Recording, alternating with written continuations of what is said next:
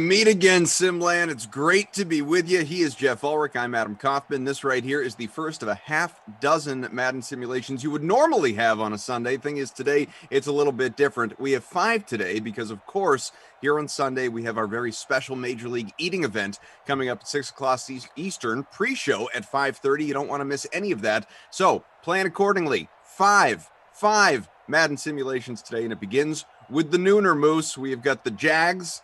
Your beloved Jags, maybe not your complete favorite, but you like them more than most, more than pretty much anyone other than Emerson. And we also have Kenny Ducey's Jets. How are you? I'm doing good, man. Had a solid rest last night. Got a couple interesting sim teams, we could say. I don't know. But the Major League Eating Contest, obviously starting the pregame at 5:30 Eastern on the Dream Stream. Make sure you tune in for that. That's going to be cool. You got Glash and yourself doing a sim today. So it's a pretty jam-packed Sunday. This is like a main event NFL Sunday, you know. I know it's not NFL Sunday, but it's just as high class on the Dream Stream. Well, I really appreciate the people taking notice because I failed. I failed you, all of you. I didn't create a sim contest for this until, maybe 30 minutes ago. And I think it was even less than that. Normally for a nooner, I'll do it the night before, give the people some time to get in there. I created this thing, well, I think appropriately named the Nooner, the crap, this sim starts in 5 minutes free roll. And you still got 78 in there, which is that's really impressive to me. So thank you. And Moose, what's your lineup look like? Yeah, let's check her out here. Obviously lineups just went live. I'm going to bring it up now. Who did I put in the captain spot? I think I put DJ Chark in there. I did. I put DJ Chark in. I got Minshew. I got Eifert. Crowder. Lev Bell. And, of course, I punted with Ramsel Shaughnessy. If anyone's it's gonna be you. We know that much. These aren't the Madden 20 days anymore, folks. Disco says, smashed my like button on the way in. LFG, good morning, fellas, says D. Come on, Sim fam. Daddy needs a new pair of shoes, says Brian. Some people talking about the early classics. Hates great picks, says only picked a few players from this game. Jordan says, we forgive you, Cop. Just put up the NBA contest. That's something I'd like to discuss, Jordan, actually, in just a second. But first, here is my lineup. Sounds like you guys are going to get a talking to from Dad here soon. No, that was last night. The talking to came at 8 o'clock last night after the main event didn't fill. Wow. That's where the Sim fam getting grounded. Turn the van right around. Saturday night of all things. Rashad Perriman is my captain, who is already off and running. He's 1 for 10. Just a minute and change in. Sam Darnold fires it off, completes another one out to the 40. Darnold, good job, my friend. Up over 30, and wouldn't you know, Perriman again. Picked the right captain so far, folks. Also have Lev Bell, who is about 20% owned in the captain slot, 87% overall in our small free roll. In the larger one, which is maybe a more realistic view, given the very small sample size we've got here, about 74% overall for Bell, but still 21 in the captain spot. I do have Gardner Minshew. Had to make sure that I rostered him. Don't have Sam Darnold, as that ball is incomplete. Chris Thompson, cousin Chris, if you will. Zach's cousin Chris Thompson. Chris Herndon and Chris Conley is salary-wise, you could view him as my punt play, but he's certainly not a punt play. Conley is owned in 41% of lineups. Yep. Are these the regular Jets uniforms? Like they seem different. I think so, or awfully similar to them anyway. You can check with our man Undercover Boss. I guess I just haven't seen them. They seem like a different color of green, but maybe the last time I saw Jets had their retros on or something. T-Pike there noting, I didn't even pick it up. He says, Koff, you got that Team Chris going. It's true. I have Conley, Herndon, and Thompson. All about the Chris. Did I leave any out? Were there any other Chris's I could have rostered today that I faded? Because I would like to apologize to that individual. Yeah, I think you got all the Chris's. Oh, I didn't know. I don't have Hogan. Thank you, Drew. Oh, Hogan. Good. Producer Drew. Well, now I feel bad. Now I feel, because if I was going to do a Chris stack, how do you not have Hogan? And Tom says, no, these are alternate jerseys. These are alternate jerseys that they're wearing. Well, he says no alternate jerseys, but there was no punctuation, so I could have gone either way with that. Tom, I need you to be clear. Is it also, comma, no alternate jerseys in this one? Is it also, comma, no, comma, alternate jerseys in this one? He doesn't even know anymore. You guys are going to fry my brain here. It's Sunday morning. What is it? Is it one of those no situations, or is it just no? I'm very confused. Oh my God, it's Sunday. How do we get here? It's a no, yeah. My fault for even asking. These are clearly the Jets uniforms. I'm just Second and 6. Darnold rolls out, throws it awkwardly, but good enough to complete it to Crowder. Your guy Crowder to the 10, 3rd and 2 on the way. 3rd and 2. Jets can have a new quarterback in a few days. Well, handful of days, whatever. Zach Wilson. Looked good in college, man. Looks like a high-end passer. Did get a lot of protection in college. Wasn't under pressure a lot, so that'll probably change once he hits the Jets. Obi-Wan's looking forward to a loose moose today. Obi-Wan at the high ground, Anakin. There is a touchdown. To your guy. To your guy. Crowder. Say it, Frenchie. Say Crowder. Crowder. Get some clam Crowder up in here. About to be 7-0 Jets. All right, so as Jim says, hey, Koff, we had another good heads-up matchup last night, having a blast playing the every night. Good luck tonight. And same to you, Jim. Here's my question, and I got to get to this quickly because it's 12:05, and that's the reason that I'm saying it. So today's weird in the NBA. You got a 3-game 1 o'clock, 2-game 3:30, only a 4-game 7 for the quote-unquote main slate, and a 2-game 8. That is what today looks like in the NBA. So Sim fan, those of you that are here with us hanging out right now for the nooner, are we interested in me creating a 1 o'clock contest that, again, locks in less than an hour? It's not going to be a 200. It's not going to be a 150. It's not going to be a 100. I don't even think it should be a 75 because we got to make sure it fills. Otherwise, it's not going to run, and we have less than an hour to do it.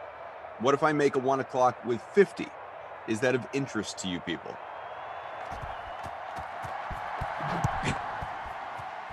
I'll hang up and listen. Kaufman, how would you order a ham steak in Canada? Seriously, says must be. I don't know. Is it different ordering a ham steak in Canada, Jeff? Oh, we're on this again? Yeah. I didn't know this was a thing. I don't know. He seems extremely interested. As I explained I think I would in the chat, just abide by what the menu says. I don't know why, but anyways, the one interesting thing about Canadian ham, so to speak, is that we call back bacon Canadian bacon. That's about it. That's about all I got. I got nothing else to add to this conversation. So. Okay. Fair enough. 7-0, Jets in front halfway through. All right, so a lot of people saying, do it, Koff, let's do it. I'm in. All right, I'm going to make it right now. Right now. 3 o'clock, multiplayer. Let's say 50 entrants. Remember, you guys got to fill it. $1. We'll call it the last minute NBA 1 o'clock. Hurry! Exclamation. Oh, stupid. I'm not hurry! Hurry! God. 1st and 10. Jets still leading, and Cousin Chris, just a 2-yard pickup right there. Chris Thompson is still in the Jags. I don't know why he wouldn't be. Good question. I mean, in my heart, he is and will be forever. Chris Thompson is an American football running back who is a free agent. Guess not.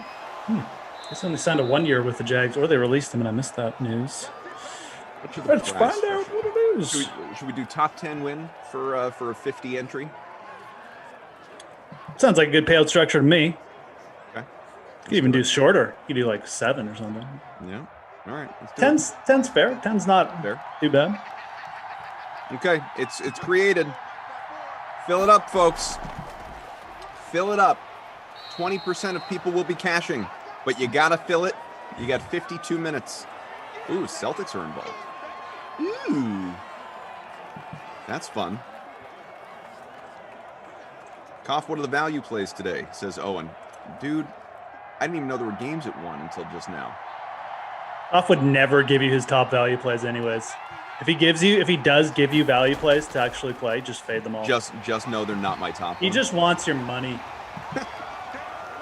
I'll give you some hard-earned plays. DK dollars from your Sims. I'm gonna look. I'll look right now. Hang on. I'm gonna look right now. You don't really need to hang on. We're all just here. I mean, you are by nature, by being here, hanging on. And you guys want my value play of the day for NBA? Yeah, I do. LeBron James. I don't think you know how valuable it is. Also, LeBron is hurt. Disco says, draft week, fellas, super excited. Yeah, Jeff already started to touch on that. We should definitely go back to it, Disco. There's no doubt about it. So let me, some value. And I'm not even looking at what time these games are. So this could be later slate. This could be, I have no idea the players that I'm going to mention. I'm just going to throw out some guys that are in good spots today. Let's see. What in the world? Came awkwardly off the foot, it felt, but okay, out at the 15. Yeah, not bad pump. Brandon Clark. How about Edmund Sumner again? Went off last time. Mo Harkless is in a good spot. Oh, Cameron Payne for Phoenix. Oh, yeah, bring the pain. Kevin Looney. Isaiah Hartenstein. These guys are all in good spots. Isaiah Hartenstein. Sounds like a good accountant. You know who, with my heart, I'm having trouble trusting? Luka Doncic, folks. Luka, I just, you would think Luka, being arguably the top player in the entire NBA, certainly top 5, if you don't think he's number 1, would be Russ, right? Would be Russell Westbrook, would be just reliable, put him out there for fantasy. He's going to deliver every single time for you. Luka finds a way to burn me often, for those that don't like the T. However often that I opt to play him, there's a poor percentage of time that he just doesn't deliver for me. I mean, last night, Luka had, as we get to the end of the first, Luka Jeff had, I want to say 18, 13, and 8 last night. That's a pretty good NBA game. You know what? Bad fantasy performance, evidently. He got the snowflake. Luka underachieved. Not right. Not right. Salary was too damn high. What was that old the rent's too damn high? That was Luka last night. How much was he? Oh God. Must have been like 11K or something. Yeah, something stupid. I'm gonna look. Let's see. I'm gonna look. Kevin Looney. That's Canadian for money. Must plays. It's true. Luka last night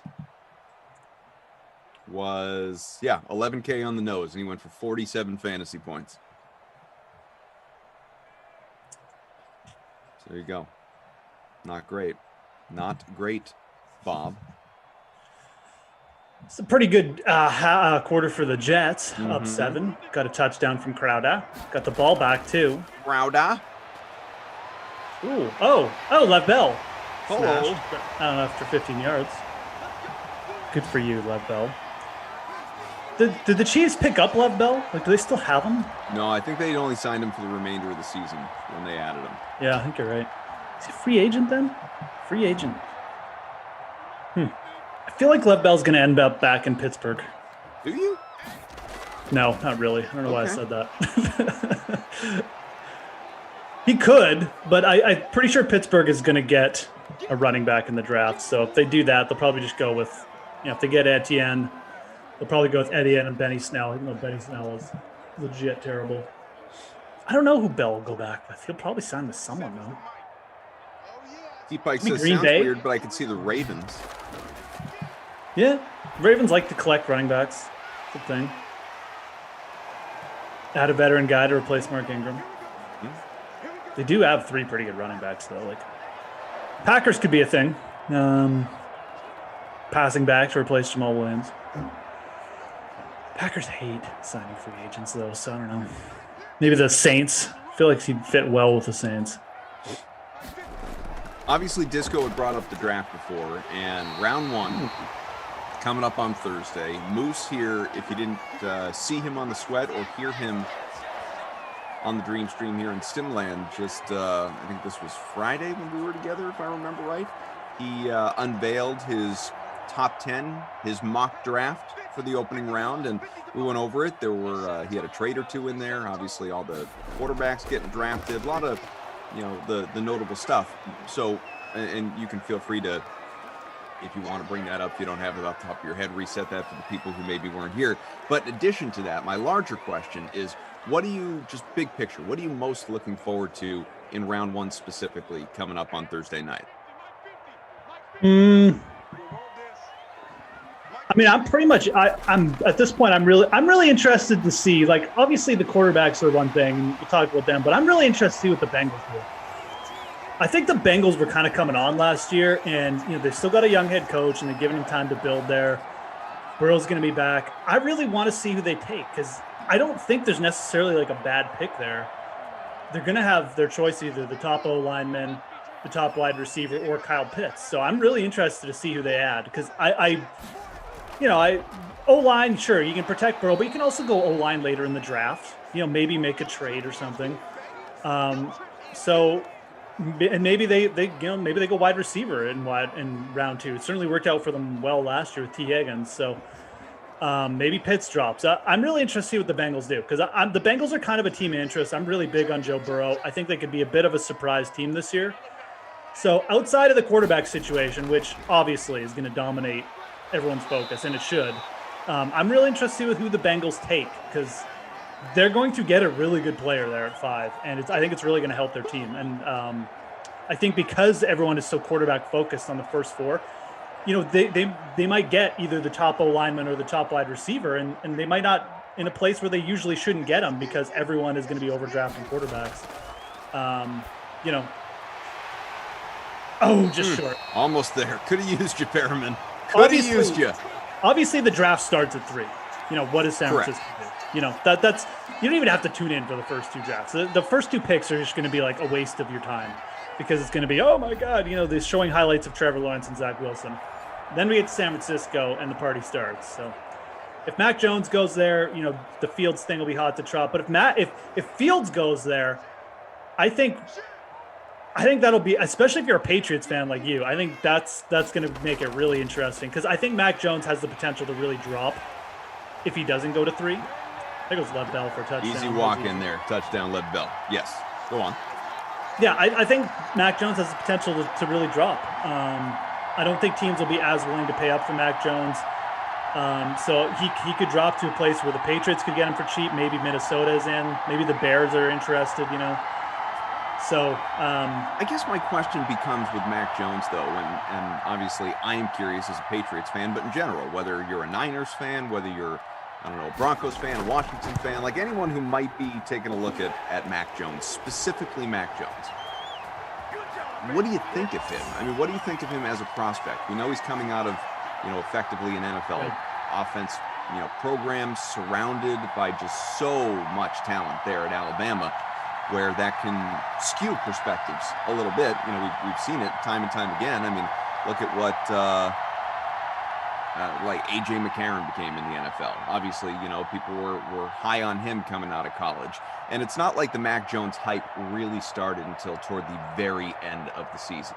So if he doesn't go to the Niners at number 3, and like you said, has the potential at that point in time to drop, what should people think about Mac Jones? Like if he were to fall to you at 9, at 15, at whatever the number, Mac Jones he's just there, and do we do it?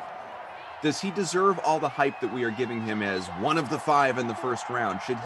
Is he a guy that's going to come in and potentially lead your NFL franchise to where it needs to go? Like he could. He's not. I mean, people are talking down about him because he doesn't have the arm talent that Justin Fields does, and he doesn't have like the mobility or athleticism that Fields or even Trevor Lawrence does, right? So from that perspective, like no, but at the same time, could he come in and lead a team? Yeah, he could, because he still showed like good progression. He still showed that he's a good pocket. He obviously worked in a pro offense. I think he's got the potential to be better than the Alabama quarterback that was picked last year in Tua. I would take Mac Jones over Tua in a heartbeat. So like there's definitely potential. I just feel like you don't want to overdraft him either, because I don't think he deserves to be in the conversation with the top 3 guys. So I think once he drops down to past 10, you could definitely start thinking about him though. You don't necessarily have to have a rocket arm to be like the top quarterback in the NFL. Like you need to have a good arm, I think Mac Jones probably has like enough arm talent to do it, mixed in with just his overall ability. So I think he could end up being like a very competent quarterback. Is he going to be like the top end next Patrick Mahomes or Deshaun Watson? No, but he could end up being like a Matt Ryan-esque kind of guy. I think absolutely. So yeah, a guy who I think if Mac Jones drops, you can start to be interested. But again, if you're like going at 3, I don't know. So out of the 5. And this isn't, you offering a mock. This isn't you saying what you think executives will do. Just you, Geoff Ulrich, ranking the 5. You put Mac Jones on the bottom?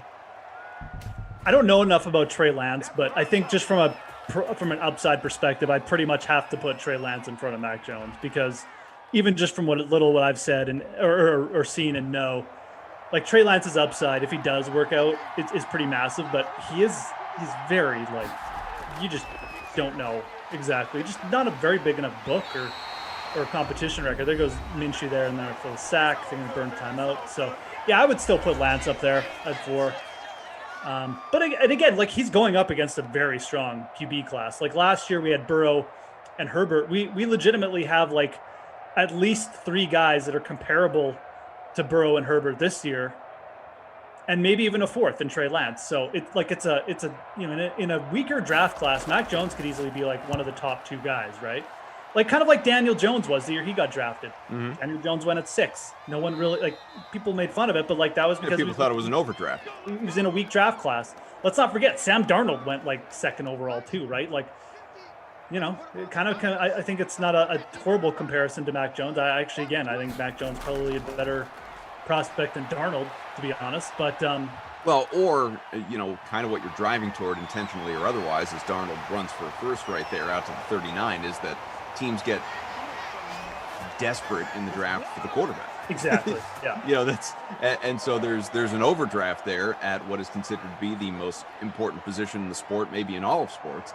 That like hopefully we get our guy, because that is what can transcend our franchise for the next decade plus. And so you just it's a wing and a prayer at that point. Yeah, and supply and demand, right? Like he's in a draft where there's more supply.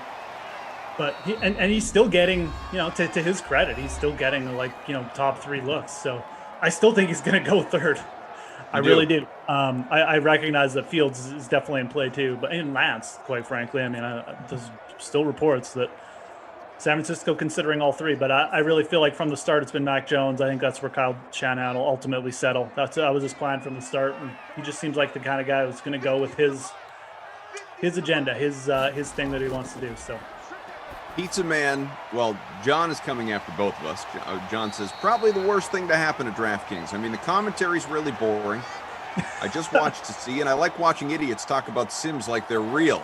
Thanks for being with us, John. I mean, you don't have to stay. You can go. And I don't think that one dropping off is going to tank the whole thing. So if you don't want to be here, we'll see you later. Pizza Man, though, is coming after you. Says, saying you would take Mac Jones over Tua is why you, sir, I added that part, are not an NFL GM.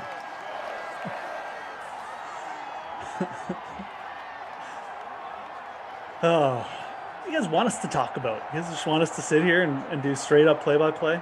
We're just going to talk about stuff coming up. Go back to the movie talk. You don't have to agree with what I'm saying, but I mean, we're going to talk. I'm going to ask Kaufman what he thought of Mortal Kombat. Now we're talking.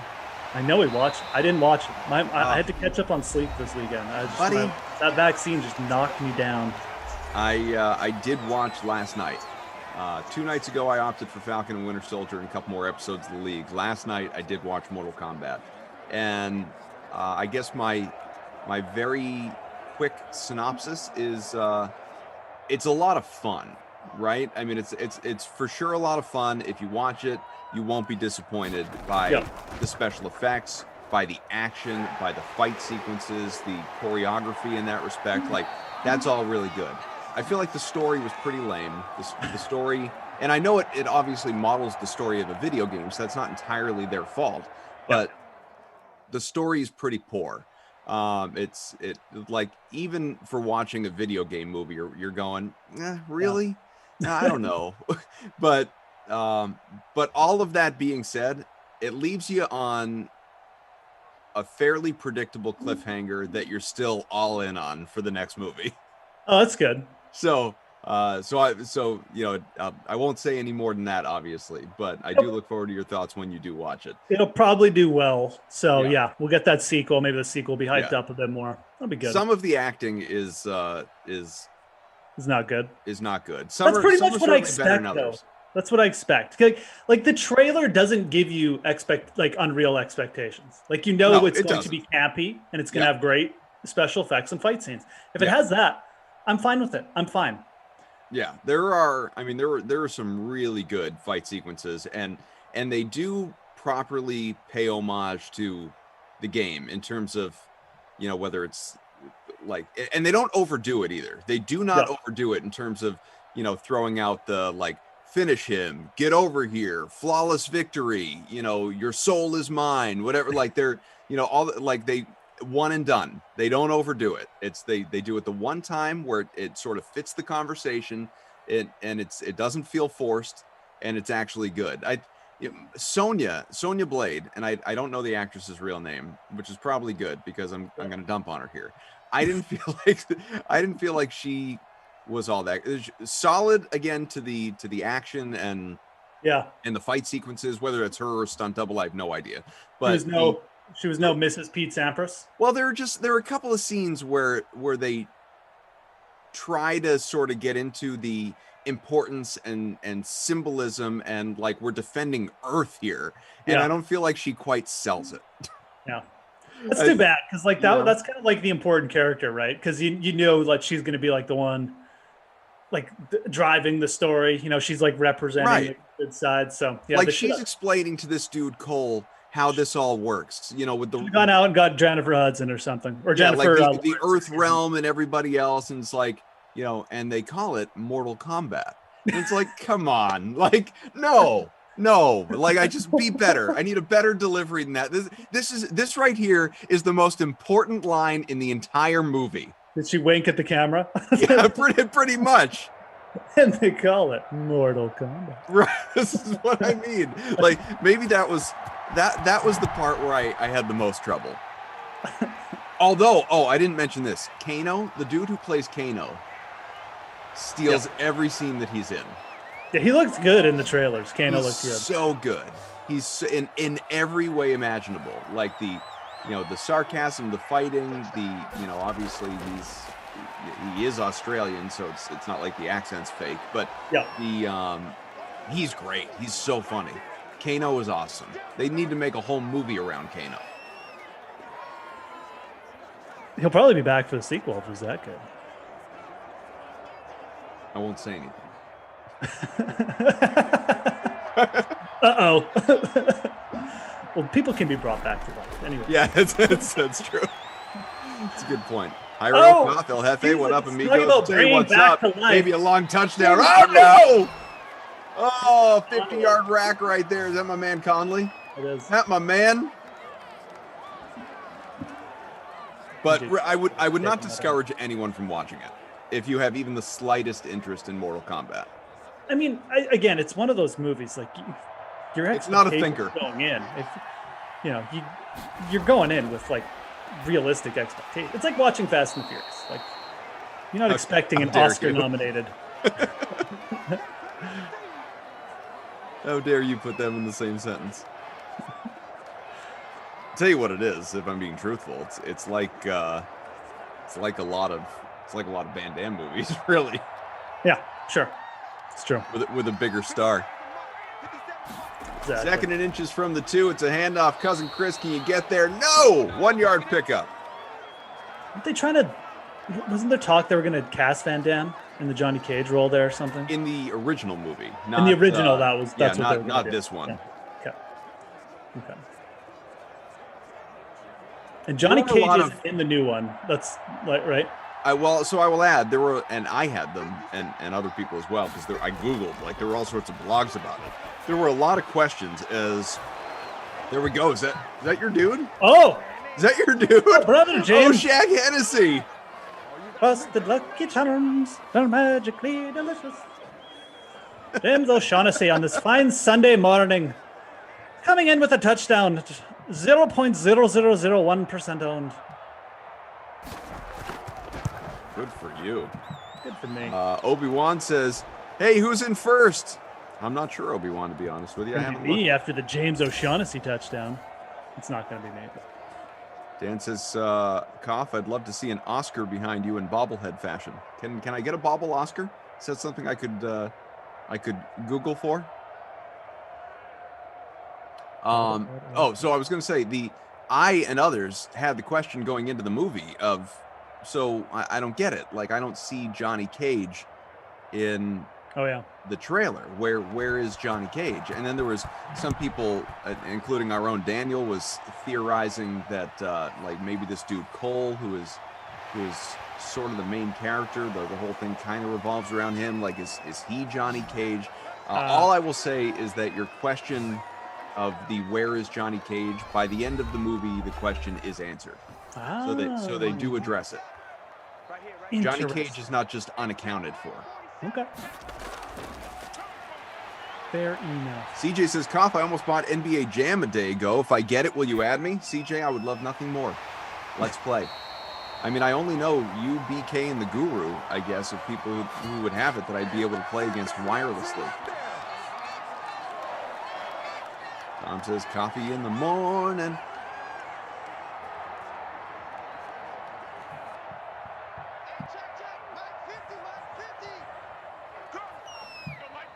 $17-7 Jets.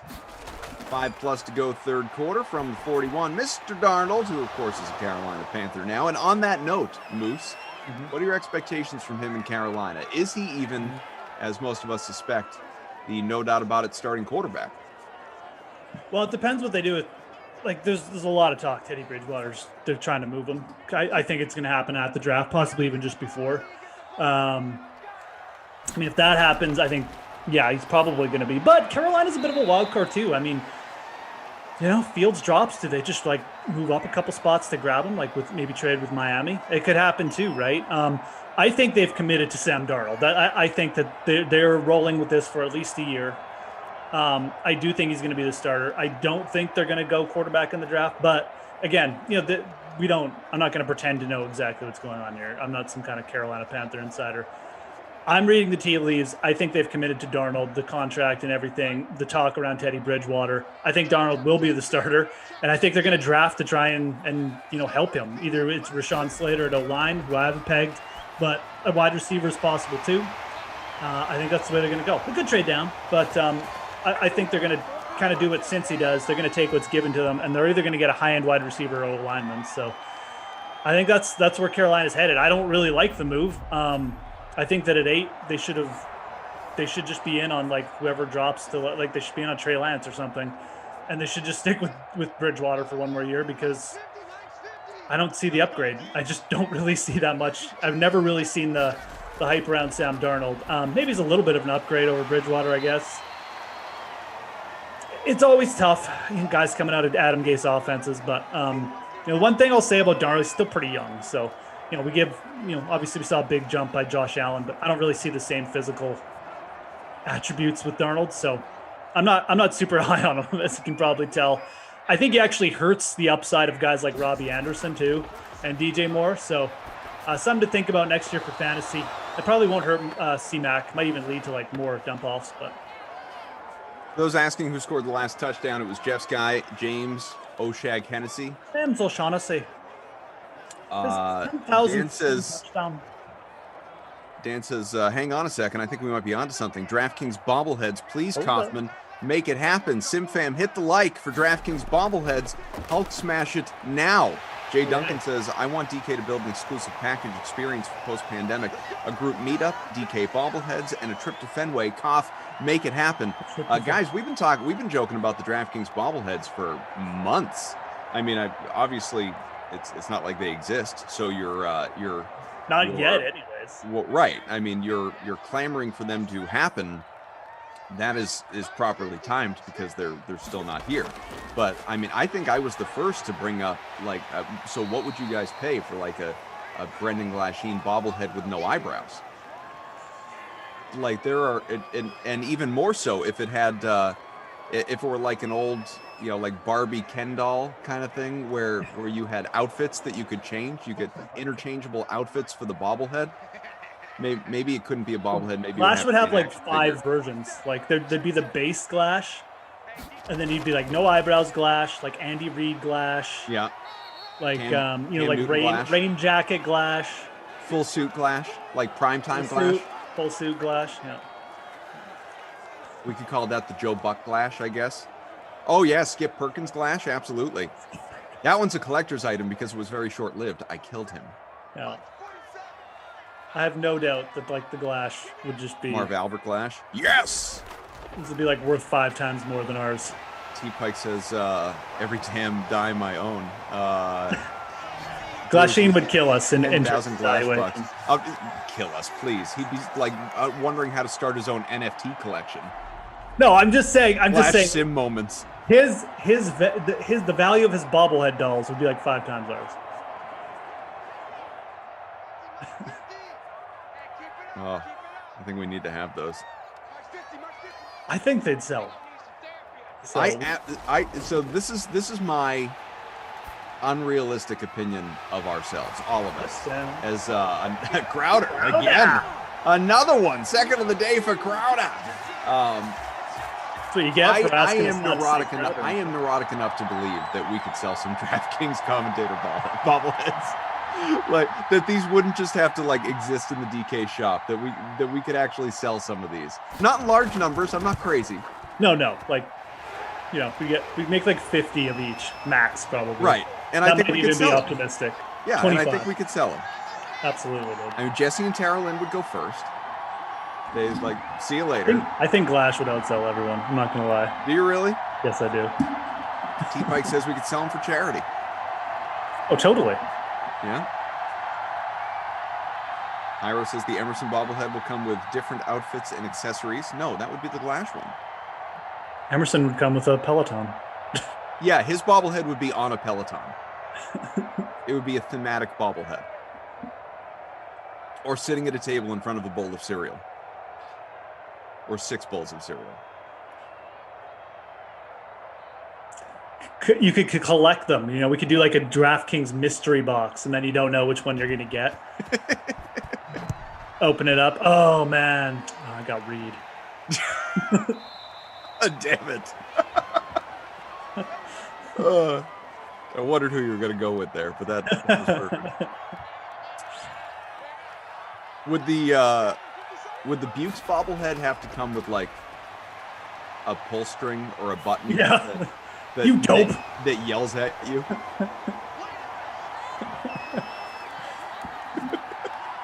Drew says an unboxing. All the disappointed Kenny ones would be a CTV.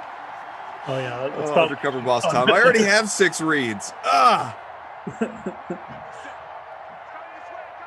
Yeah, Dan brings up you could mix in the occasional random signed bobblehead. That's where you get a specialty one. I don't want to say we're doing DraftKings jobs for them here, but like hopefully someone listens to this because I think we've just given out their next product. We're just trying to help, guys. We're just trying to assist the market. Moose with a moose. Yeah, you could get like the regular version of me and then one where I'm just a moose. It's your head on a moose's body. Exactly. Yeah, that's like the short print of me. Only 10 made. Hey, smash the like button if you want DraftKings bobbleheads, knowing full well that no matter how many likes you give us, we have no power to make that happen. Hit the like button, hit the subscribe button on the DK YouTube page. If you're watching on Twitch, twitch.tv/DraftKings, give us a follow there. We greatly appreciate it. Thank you. We got producer Drew, undercover boss Tom, Kyle in game ops, holding down the fort. And this is a rout right now. 24-7, the Jets are leading the Jags and getting the ball back. Late third quarter, Moosekoff. Brian says Tommy Freeze Pop's bobblehead comes with a portable microwave. That's what I'm saying. Microwave friendly. Old man dog fan, the Deucey bobblehead would refuse to bobble.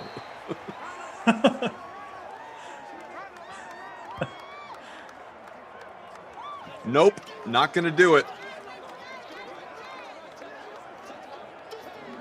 Jay Duncan, I think between the fam and you guys, if the marketing department aren't listening, I'm willing to switch careers and join to make it happen. Hyro says, this one, I'm not saying this is going to happen either, but I will say this one would be more realistic just because it's more on, the first went back. More on brand or more themed with what is happening in the world. Hyro says DraftKings trading cards that will show host and commentators, knowledge, sim awareness, things like that. That would cost less. It would cost significantly less. Although bobbleheads aren't crazy expensive to produce. Probably not. No, I mean, I would assume not if baseball teams are just giving them out. Yeah. I mean, especially if they're, the really cheap ones that still have like lead paint in them. Hey, you guys want bobbleheads? Smash that like. Get us over 100. Yeah. The more likes you smash and the more subscribers, the more likely the bobbleheads are. So I will not hesitate to bring it up to someone. I just know full well that that's not going to translate into it being, happening. Yeah. 62 for Bell on the ground with a touchdown, 14 for Thompson on 7 rushes. Not great for Cousin Chris there. Darnold 1 for 19. Hogan 1 for 3 on the ground. Yeah. Getting some legwork in for the new lacrosse player. Hogan's 4 for 44 in the air, 8 for 73 for Crowder, and a couple of touchdowns. Herndon 4 for 25, Perriman 3 for 39, Westbrook 3 for 29, Bell 3 for 31, Conley 2 for 66. Obviously, Jeff's guy, Oshag Hennessy, he's got a touchdown here in this one. Just 1 for 1. 1 for 1. Shark, very quiet, 1 for 9. Yeah. For DJ. Fortunately, I should have captained O'Shaughnessy and not Shark, I guess. Kelly Clarkson is with us in the chat again. Kelly, let me tell you what you've missed since you've been gone. Yikes. Not much, if we're being honest. Same old. Stats are updated. Thank you, Kyle.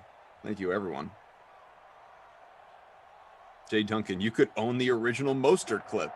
NFTs. What would that one go for? Oh, man. That's like the best idea. We NFT Madden clips. I might just do that myself. Oh, no, I wouldn't have the rights to it.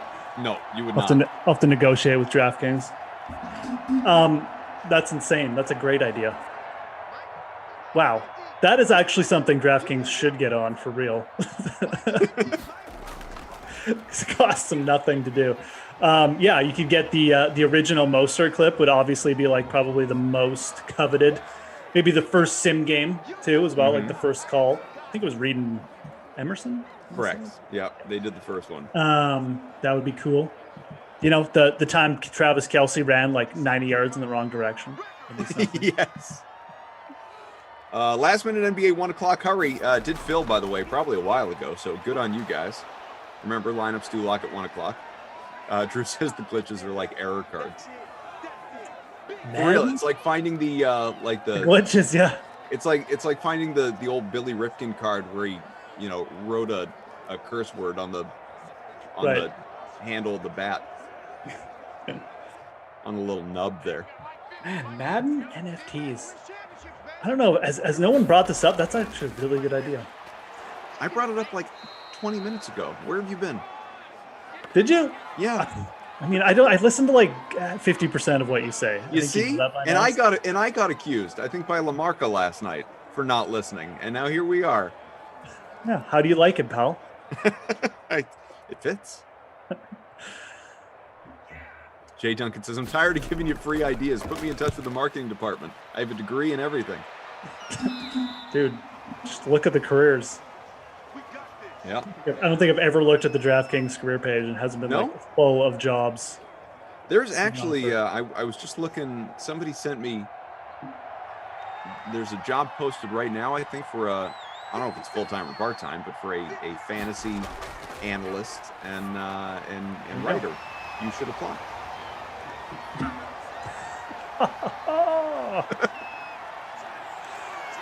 Good one.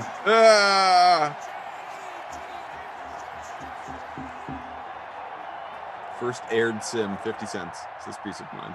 How is this game almost over? What is going on? We're like 40 minutes in. Don't worry, Jay Duncan. I didn't think you were plagiarizing me. I really mentioned it in passing. It was very much just in the flow of conversation. Bobbleheads, NFTs, trading cards. There are a lot of good ideas coming out of the people here. I like it. Yeah, no, these are all great ideas. One day when the DraftKings brass notices the glorious you fan think base. Jason, Matt, and Paul aren't watching 6 Sims a day, 7 days a week? Is that what you're telling me? I mean, they're watching their bottom line grow as the Sims rake in cash. And well supported with good contests, too. Good contests, good things like the bracket contest, obviously, coming up. And more stuff like that. Glad we did that bracket contest. I think we'll have more stuff like that in the future. So we're only in our 2nd season. And very early at that. I mean, we're not even a month into our 2nd season. Coming up on it, though. A couple days away. March 28th, the anniversary. 4.5 to go. Tommy, keep this train moving at this rate, and I'll actually have time to set my lineup for 1 o'clock. This is great. 24-7. Jets are leading right now. What are NFTs, says PGZ Man. Well, how long do you have? I'm not going to tell you. You should Google it or watch the NFL and a SNL skit. It's probably the best plan. Like I almost wanted to say, like, well, it's a non-fungible token, and I feel like that is even more confusing than just saying NFTs.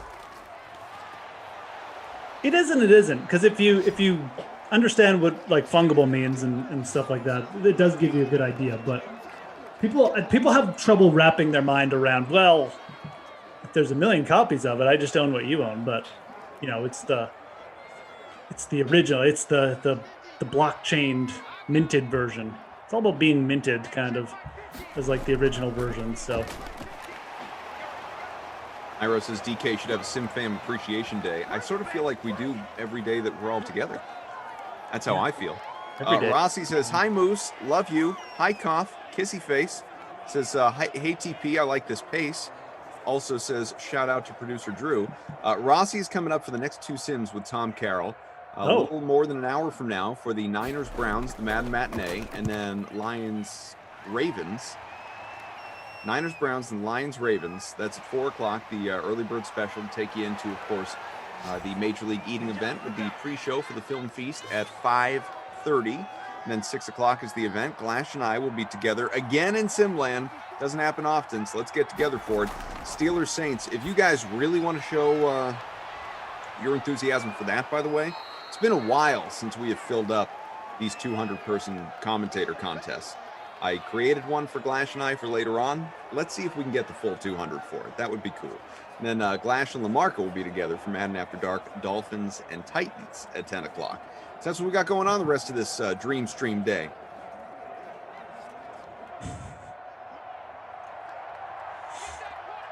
Rossi in the chat, going to be carrying you for the next couple Sims. Good thing to look forward to. Get the Major League Eating contest coming up, so make sure you tune in for that. Chris Thompson getting some work on this drive. I swear there's an echo in here. You got, yeah, like I said, dude, I'm not listening to you. Like, legitimately, my brain shuts off. Here with Geoff Legs Ulrich. Can I not say hi to Rossi too? Is that like against the rules? No, of course you can. I like that you then started running. I take it back, Rossi. No, you're not a good commentator. Say all the highs you want to Rossi. Hi. It was like, yeah, then Rossi's got you for the next 2 Sims. Then we got the Major League Eating event. And we just did that. Hey, who's at 8 o'clock tonight? Just do the rest of your Sim by yourself, okay?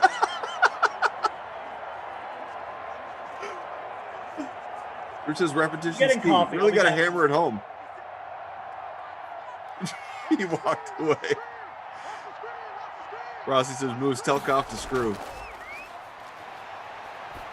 Drew says, why do you think they repeat the phone number like 6 times? It's a great point. I hope he comes back soon because we need his award winners, or I'm just going to give it to his guy, Hoshak Hennessy, for catching that touchdown. It's probably going to be Crowder, actually. Who right now, barring any changes statistically, is going to be your Krusty Goff player of the game? Oh, well, just let me check first. Did you mention any players? Because I don't want to say it again. I don't want to repeat anything on here. Yeah, I mentioned James O'Shaughnessy, so you probably okay, well, it can't be him then. It can't be him. It's obviously got to be Crowder. He's got 2 touchdowns. He's got 8 receptions. Just hold the phone. DJ Chark. DJ Chark, 67-yard score. I'll change things up. Narrows the gap at least. Like it. I like it a lot.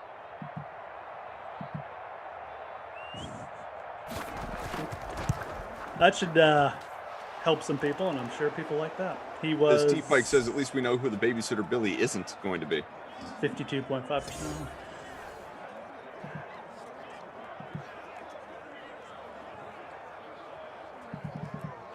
When are you going to watch Mortal Kombat? Probably tonight, to be honest. Good. I look forward to it. Why? You want my opinion? Yeah, of course I want your opinion. I'm in 4th in the free roll now. Are you? Yep. A Captain Shark. How far off the lead are you? Like 10 points. Nevertheless, good representation. It looks like Meager is going to win this thing, maybe running away. He's up 6 points right now. Our dude Meager. See, Meager? You're a winner. Onside kick. Jets get it. Yeah. Crowder, captain, Bell, Darnold, Chark, Hogan, and fired up the Lambo. Drew, not so great. 75th out of 78 for our producer. I'll still give the award to Crowder, unless the Jags somehow get the ball back and Chark goes again. But unless that happens. How about your babysitter Billy, not my kid award, and I have no friends or hobbies?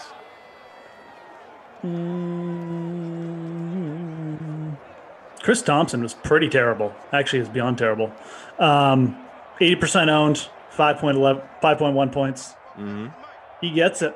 Again, unless something changes here drastically. Could, because the Jags, unless the Jets get a first down, which they just did, so we can't say it. True. Oh, there's only 78 people. I checked earlier and thought 78 wasn't so bad for this terrible lineup. Yeah. Oh, I'm actually doing pretty good.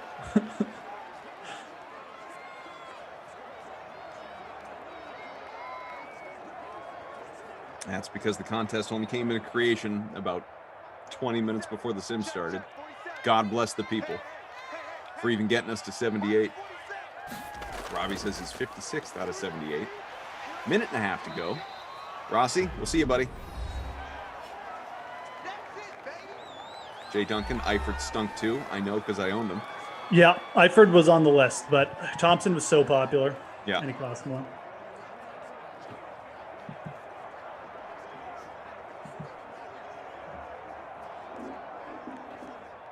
Good stuff. Thanks, sign a tight end. Jags? Yeah. Good question. I don't think they did. Let's see. I'm gonna use the Google. Jaguars off-season moves. They didn't. Eifert could be like an interesting best ball kind of target with Trevor Lawrence there. Steve Pike says the Pats bought all the tight ends. That's right. Actually, so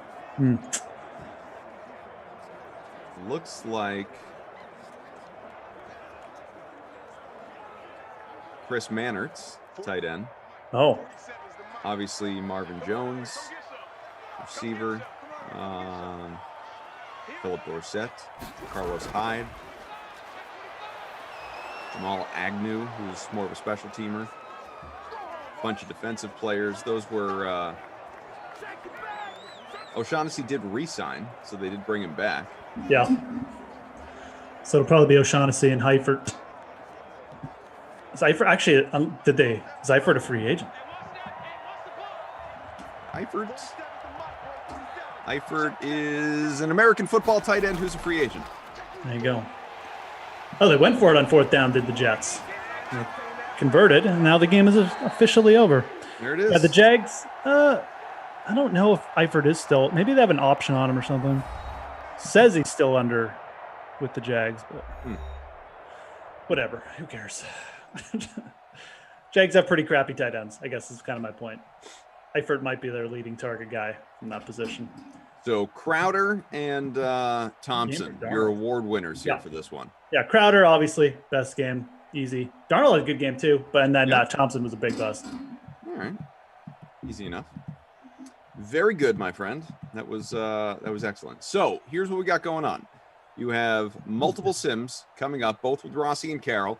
That is Niners Browns at 2, a little over an hour from now. The Lions Ravens at 4 o'clock. The MLE preview show with Jesse Cofield at 5:30. Then the MLE red carpet film feast at 6. You don't want to miss that.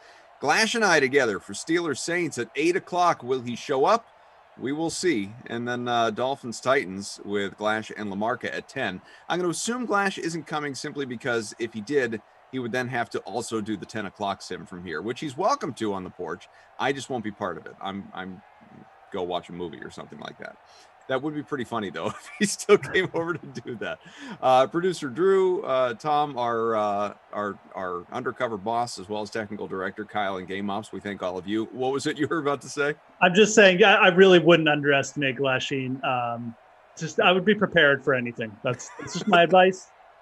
I don't think that the 10 o'clock sim matters or factors into his thinking. So good.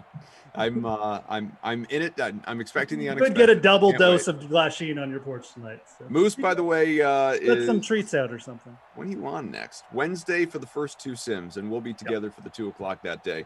So say goodbye to Moose, folks, at least for a few days. And I'll be on the until the next time. 11 p.m. Eastern. We'll talk to you later.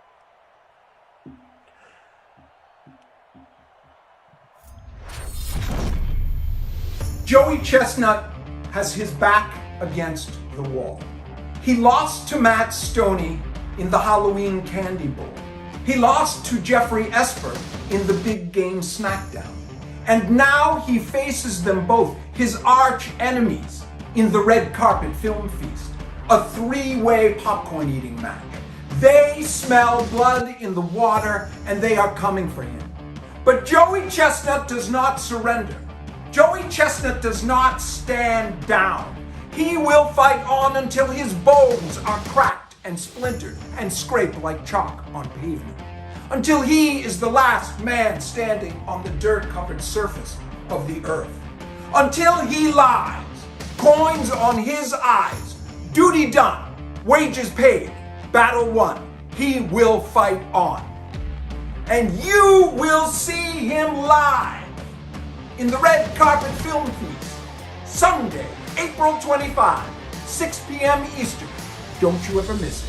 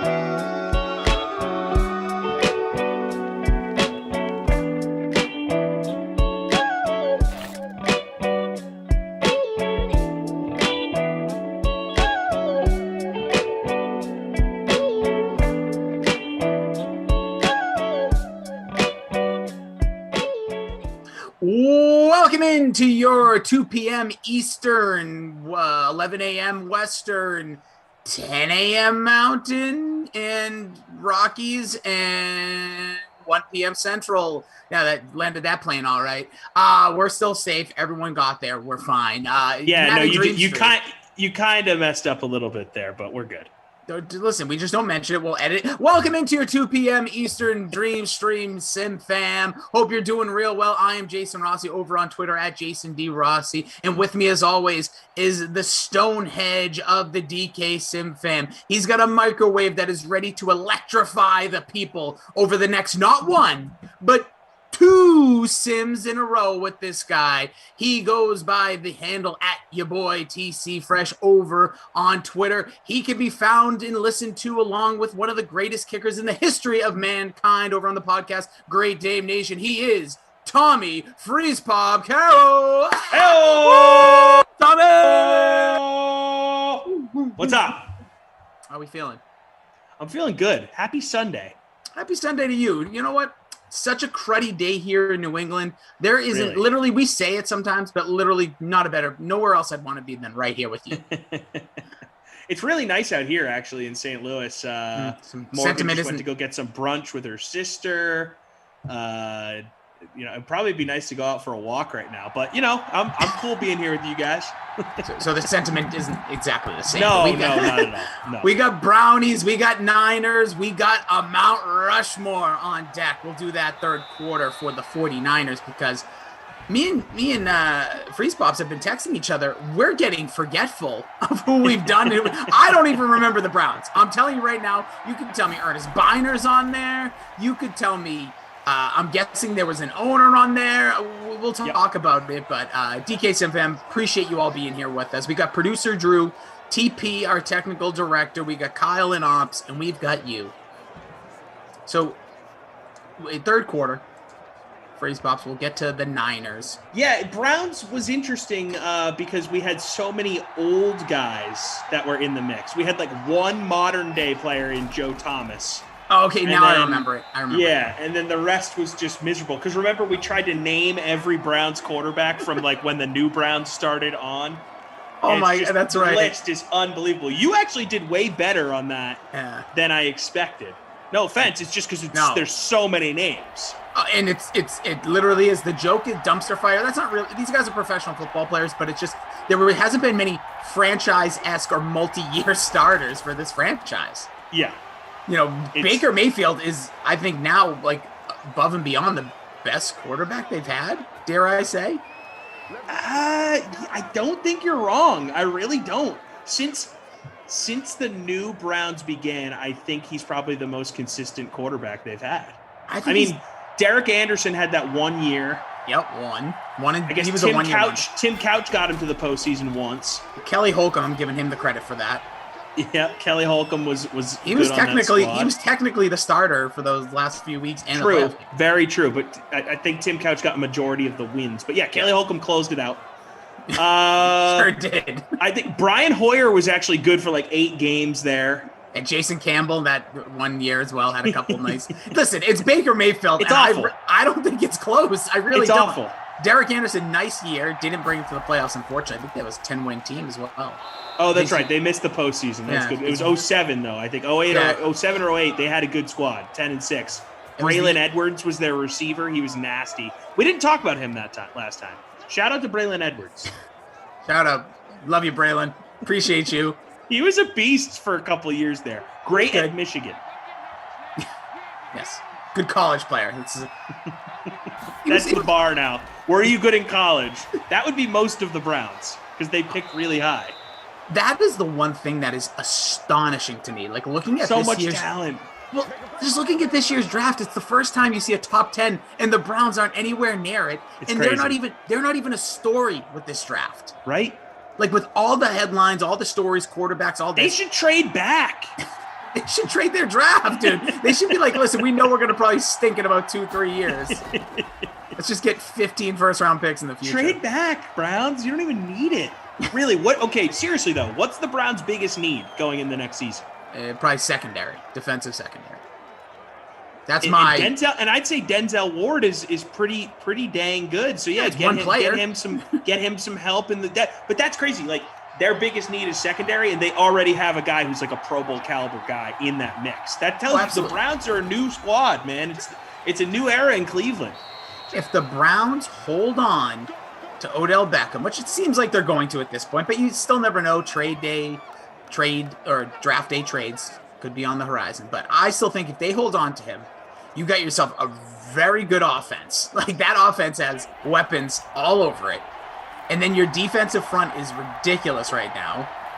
And, obviously they could use some help in the linebacking, but I still think their secondary is going to be their biggest Achilles heel. They gave up way too many points, even in games they've won. Even that Steelers playoff game, they just allowed the Steelers to just throw almost a 40 burger on them. Mm-hmm. So yeah, that's the way I look at it. You're right. You're totally right. Damien, by the way, shout out to our YouTube fan and Twitch. We see you all. We'll be talking with you. He says they get Greedy back, and he goes, that's and Grant. So he's right. Listen, I agree with all that, especially Greedy. I like the way he plays, but I still think if I'm targeting something, they're probably going to go offensive line. That's but if you think, O-line's probably smart, but they ran the ball great last year. Like their O-line isn't really that bad. No, great running backs, good O-line. They have their quarterback, tight end. They have good receivers, obviously. Great front seven. I'd say you're right. Defensive backfield is the way to go for them. But it's not like this draft is stocked full of great corners and safeties, right? No, I'm gonna take a peek at a mock draft, see what people have the Browns doing. Yeah, I'm curious too. They really should trade back. Get out of there. Do we have this opening drive by the 49ers? More of the story here, by the way, of the NFL draft, trading up for that number 3 pick. I think we should talk about that. I'm going to look at this mock draft, but are you in any assumption that it's not Mac Jones at this point? Everyone keeps saying it is. I would be, you know what? I wouldn't be shocked if they take him, but I'll be disappointed in John Lynch because I think it's the wrong call. Really? And I sort of like what him and Shanahan have been doing. I'm sort of sneaky rooting for that situation to work out because I just think the NFL's better when the Niners are good, and I kind of like the mix that they have there. I like how they've drafted over the last few years. Mm-hmm. I think Justin Fields is the play. I think in today's day and age, you got to get an athletic quarterback. And I know Mac Jones works for that system, but you can't tell me that putting a guy that can make all the throws and can move, put him in your system, and that can't work. I don't know. I don't want to interrupt you, which I am doing. There was just a fake field goal attempt, and it was awful. I love the fake field goal attempts in this game. We've been getting a little risky with it, but that right there, what are we doing? Robbie Gould trying to take it. Not happening. Very early on in the game too, fake field goal attempt. Oh, you know what's happening right now for me? I went to NFL.com, and of course, there's a video that auto plays, and my headphones. Why would you do that to yourself? I'm just here's a mock draft. I'm just scrolling down. This is just the top one. They get the best. What do you call that? SEM going. Okay, SEO. SEO that too. The Browns are taking Levi on defensive tackle. That's what they have. Getting more help on the D-line. Okay. That's what they're projected for. Interior defensive lineman. Okay, Good. Sure. Yeah, they got their edges taken care of. Yeah, maybe just more front there. You can never have enough help on the line of scrimmage, so I'm not going to begrudge them for that. I'm just looking around there if there's a cornerback being taken, just for my own sake. No, really, you're right. This draft, it's about the top 2. It's Horn and Surtain. Yep. And then everyone has the Cowboys taking Surtain at 10. He's just. Oh wait, there's one here. Caleb Farley out of Virginia Tech. They're going to Green Bay. I'm sure Aaron Rodgers would love that. There's another one here. 16, Arizona taking Greg Newsome III. I've never heard of him. To be honest, I was studying as much as I can.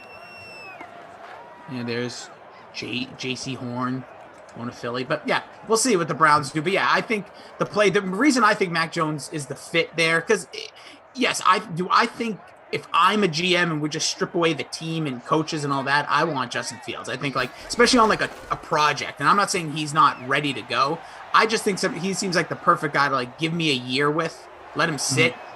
Like if people are talking about the Bears, I still think, if Washington's in play, or even a team that may have just an older quarterback, let's say let's just play the game that the Falcons want him. They love the talent. That's awesome, I think, for this draft. From Georgia, gets to learn under Matt Ryan for a year. I like it. See, I just feel like that's the best bet for someone like him. And I'll say it for Trey Lance, but we can talk about these guys throughout the day here. But I just think with the 49ers, Mac Jones just fits what Shanahan has had so much success with in this league. Garoppolo, Matt Ryan, obviously two of those guys he brought to Super Bowls, tall, pocket quarterbacks, hang in there, stay tough, can read a defense. That's why I think Mac Jones is kind of the no-brainer. I think that's why they made the move. Because even if they have some bumps in the road, let's say Nick, would you say is Mac Jones going to be the starter if he gets drafted? Yeah, if you're picking him at 3, yeah, definitely.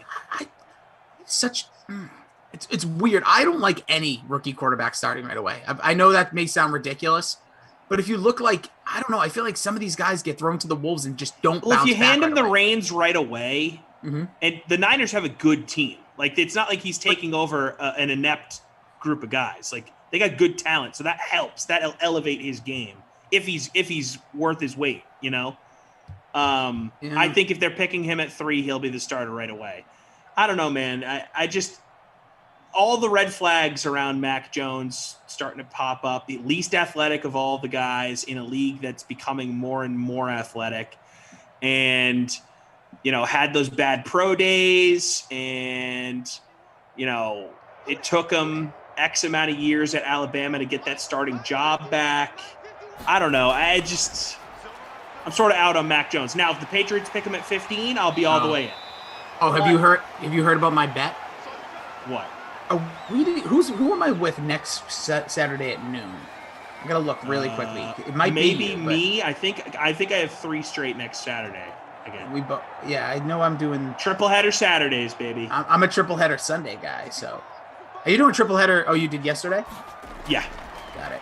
All right. So next, I'm gonna explain why. It doesn't really pertain to too much big news here, but yep, we're together Saturday, and we got a double header together on Saturday. So, and then we got we got a bunch next week, baby. Get used to these two big heads. Love it. Mount Rushmore is coming potentially. I don't. Oh, I think no, that's not our game. Whatever. Doesn't matter the teams. I'm just letting everybody know. I saw Moose on the Sweat the other day, which, by the way, set your reminders, 11 a.m. every single weekday. The Sweat. There's going to be a punt, by the way. You'll see 49ers after a long drive did the fake field goal. Gould going Bring nowhere. the deodorant, baby. Y'all be sweating. You an antiperspirant guy or a deodorant? No, I'm deodorant all the way. So you don't like the antiperspirant. You just go straight. You like the raw I go deodorant. stick right to the skin, baby. There you go. No powdery stuff for you. No, get out of here with that. Did you ever use those gel ones, that kind of came up kind of like you pop a pimple look? Back in like middle school I did, but I decided that I liked the stick better. Dude, I feel like it leaves so much in the armpit of your shirts, like when you but the gel's really cold, right? Like you're putting on in the morning before school in New England, it's already like 0 degrees outside. You get your cold stick of deodorant and you rub the gel in there. It's freezing. Mostert runs for a first down. Anyway, so we had the Sweat going every day again, 11 a.m. weekday. And so Moose did his mock draft, his top 10. And he teased me because I was with him the other night before it was unveiled. And that so I said, okay. And we joked. And he said he did tell me 5 quarterbacks going in the top 10. I nearly vomited. And then I still can't wrap my head around that either. Aside from just having the option and teams can ditch them now, I think that's the reason why. And my gut tells me it won't happen. My head tells me it will, but we can talk more about this. But here's what I said. He had Trey Lance being taken number 9 overall to the trading up New England Patriots. Yep. And he went through his mock with me as well, and I got really excited. I said, I stand here today that there is 0% chance in my mind that the New England Patriots trade up for a quarterback. Will they draft a quarterback? Could. If it's 15, maybe. I still don't think it's going to happen, but I told him I was talking to Christian. Once we saw this, I said, I need to do some silly bet. So I don't know if you know Mrs. Renfro's. It's a very spicy salsa brand. Okay. I said, yeah. They sell it at the farmer's market over here. I like their green salsa. Okay. Well, that's nice and mild and nice, not overly delicious, hot. Yeah. There's salsa a ghost. verde. Yes. Delightful. There's a ghost pepper version. That is literally one of the hottest things I've ever eaten. Because it's all salsa, all hot. If the Patriots trade up and take a quarterback in this draft, so if a quarterback is taken by the New England Patriots between picks 1 and 14, I am taking half of that jar down in 12 o'clock sim next week. Oh. I originally said the whole jar, but Christian told me I really might not make it. Wow. So, yeah, I mean, look, you should be allowed to bow out for, like, medical reasons, you know? Yeah. Wait, what is TP? TP is on the case here. This is Coward. Wow. You know what I mean? He's saying, Colin Coward always doing his thing, always with his hottie takes. But yeah, so basically, if they trade up, if Moose is right, and even though Moose said it could be any team, but I was like, if that happens, I just would be so shocked. It would blow my mind, dude. Smooth as butter, look, baby. You Glash give me a direction. Said that. Listen, Free Spops, you put a do not enter. I'm going to go down it for a second, stop, turn around. You know what I mean? It's like in the aisles in the grocery store. If your grocery store is still doing the 2 arrows, Rossi, it's like, I see it. Oh, my bad. All right, just going to grab that syrup. It's at the end. Glash felt the same way as you, by the way, on the Patriots thing. Like, it's not in their DNA to do this. And I sort of feel the same way as well. But I then look at what the Patriots have done this offseason, and it runs contrary to everything we've known about the Patriots the entire Bill Belichick existence. So do they stay aggressive? And that was Moose's argument that he made to me. And I buy it a little bit. Like, I see both sides here. I totally do. I'm trying to not be hot takey, right? I'm trying to be you. Who cares? Do whatever you want. To view both sides impartially. And there's merit to both ways of thinking. Thursday is going to be fascinating. I'm so excited. I want to look. What's going on Thursday? Am I on? Oh, I'm not. You're on during the draft at one point. Oh, okay, cool. I like that. You and Lamarca. I hope we're going to be allowed to live react. I will not answer for anybody behind the scenes, but I'm going to go ahead and say probably. You can probably react. But again, that's just me. And also, I hope I can do the vocal version of the NFL draft chime every time a draft pick is made.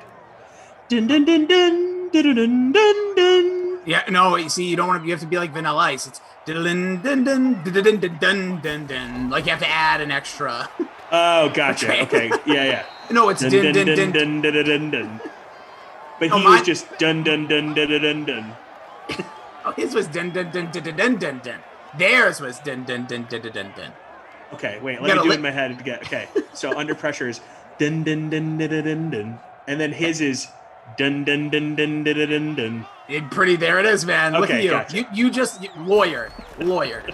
It's Tommy Freeze Pops, Jason Rossi with you guys. We got zeros across the board.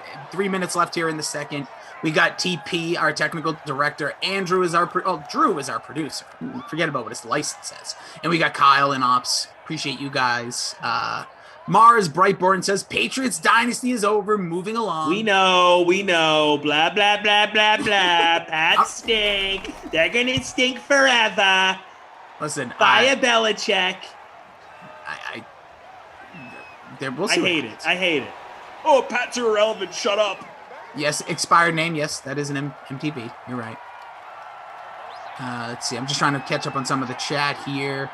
D-Rod and you apologizing. Yeah, be careful over there. I will give Brother Phil, we were talking about the Browns quarterback sections. We will be talking Mount Rushmore 49ers start at the third.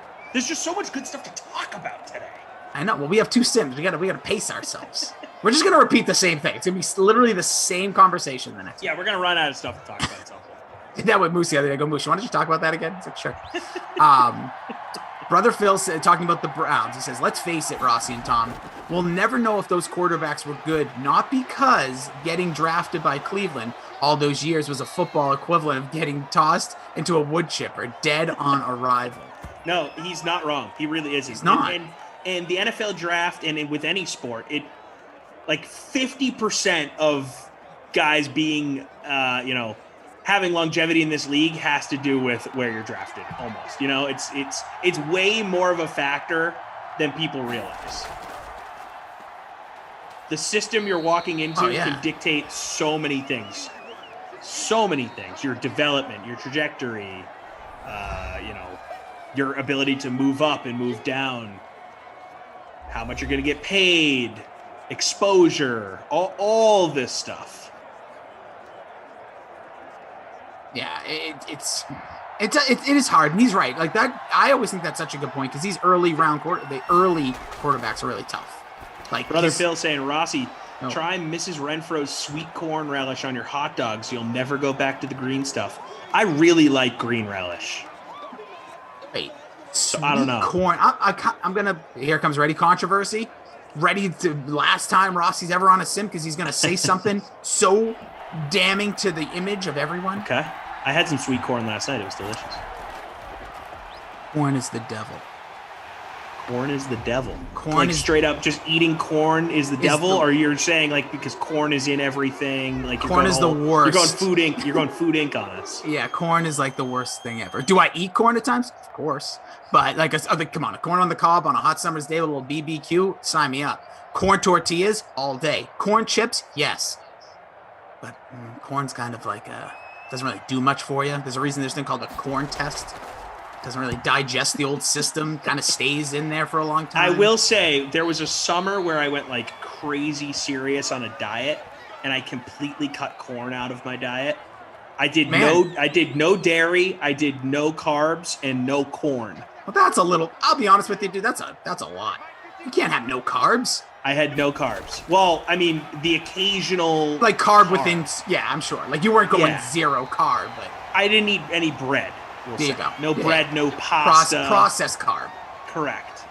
Like still not that good for you. Complex carbs I consumed through, vegetables. Like a tater? Like a tater, you just mean taters? Very few potatoes. Oh, okay. How'd you do? What happened? I lost like 40 pounds. 180 pounds. I lost like 40 pounds in 4 months.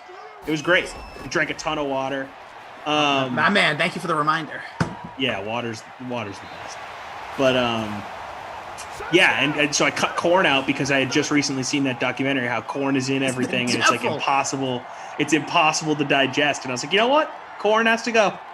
That's why I always look listen, I'm not some health freak here. I'm not going to tell you guys what to do with your lives, except for like enjoy it and drink a lot of water and stay positive. That's my advice all the time. But if you ever look at the back of a label and when you see the old high fructose corn syrup, run the other way, dudes. You don't that in Never your good. system is good. That and like the supplements of things like Vita Fiber. It's just boy, like chickens. How do you get these chickens so big? Feed them that corn, baby. Anyways, enough of man versus food over here, or food versus man, really. Trying to catch up here. A couple things in the chat. It's still 0-0. Sim is happening. Don't get me what wrong. is going on here? Baker's just going to throw a little Hail Mary right here. You just feel it. Yep, there it is. Touchdown. Oh, it is caught. I thought that was intercepted. Wow, what a catch. Is that Pope? That was a deflection. That ball had no reason to be in the offense's hands. That was wild. Mad Monk, you know it. It can happen. It can happen. I will say this. Coming up after popcorn, I'm also down with popcorn. Like that's actually oddly enough. Like wait, you don't like popcorn, or no, you do? I like have a bad addiction to popcorn. Okay, yeah, popcorn's awesome. Yeah, so that's where I consume my corn. If you ever want to know. Love that. So, Mars Brightburn, what health benefits does corn have? The answer is right at the end of your question mark. Just being honest, it's an undigestible. Listen, a corn tortilla over flour tortilla all day, by the way. No, get out of here with that. I had some flour tortilla tacos last night. Sure you did. I was a happy boy. And you regretted the entire time that it wasn't corn. No, loved it. Had a sweet corn on the side. It was delightful. Going to the half, we got Hoyer there at the end. Speaking about Brian Hoyer. So former Browns quarterback. Former great. Browns great. By the way, Brian Hoyer, I believe I saw in the news this week. Is he signed somewhere, or was it like you think he's still in the conversation? I believe he did. Well, let's take a look. Let's take a look because the stats are this. No, he's a free agent still. I thought I saw like there's something about the Patriots contingency plan I saw. It's obviously rumor and innuendo, but there was 2 other teams that were tied to him. Oh, I'm trying to remember. It's crazy how much I loved Brian Hoyer until he had to start against the Chiefs this year. No, it's crazy how much I loved Brian Hoyer till he got Hoyered at the end of the half and the Patriots lose by 1 score. Yeah, that whole half, he was awful. And I was like, wow, I really hate this guy.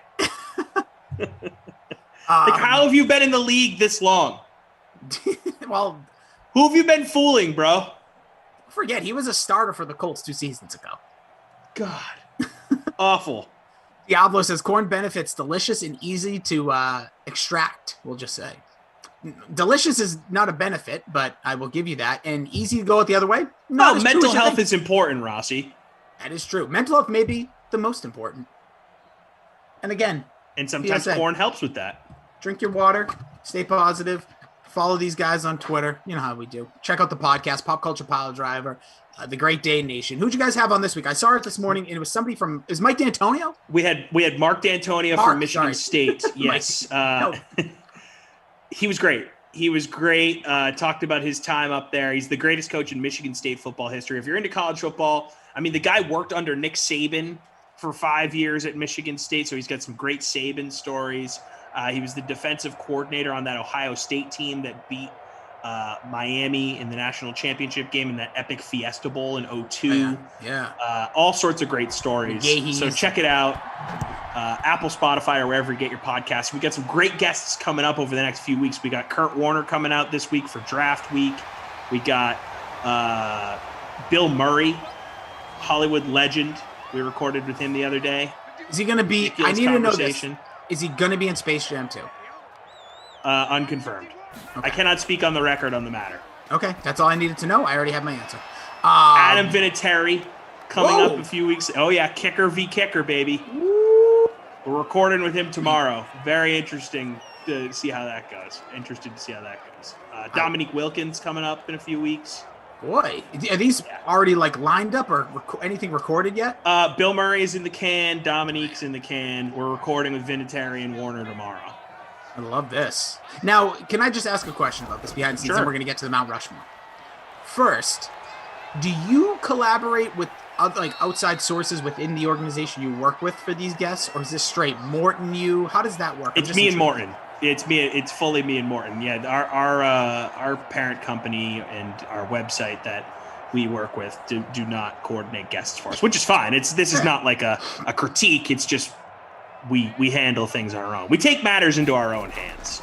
Absolutely. Well, I assumed that, but I was just wondering because it's not like it's like it is a media connection, obviously, but it's not like a mecca media where it's like we have a Rolodex of players or GMs and stuff, where I'm sure Morton, his Hall of Fame between Morton and I's Rolodex, it's much more. And this is no knock at Vegas Insider, but of course not. It's just a different side of the business. Absolutely, and this would just same thing with like even a DraftKings now. DraftKings, obviously, the players know of DraftKings. I just don't know of like there's some guys when pre-lockdown that would be coming on and they would do events in different places and they'd have them there. But I'm sure like some of the people here that we used to do Sims with and people you don't know behind the scenes also probably have some of those names that they can reach out to individually.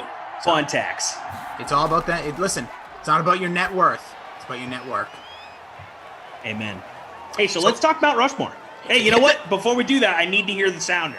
Hit the sounder. It's now time for the 2 biggest heads and smallest ball. Tommy's body's bigger than Rossi's, but he is small and stout.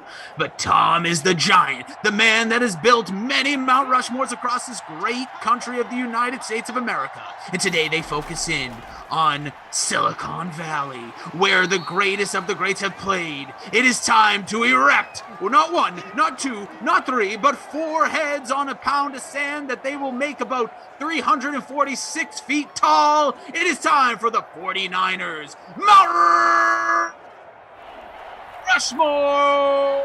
Here is Jason Rossi and Tom Carroll.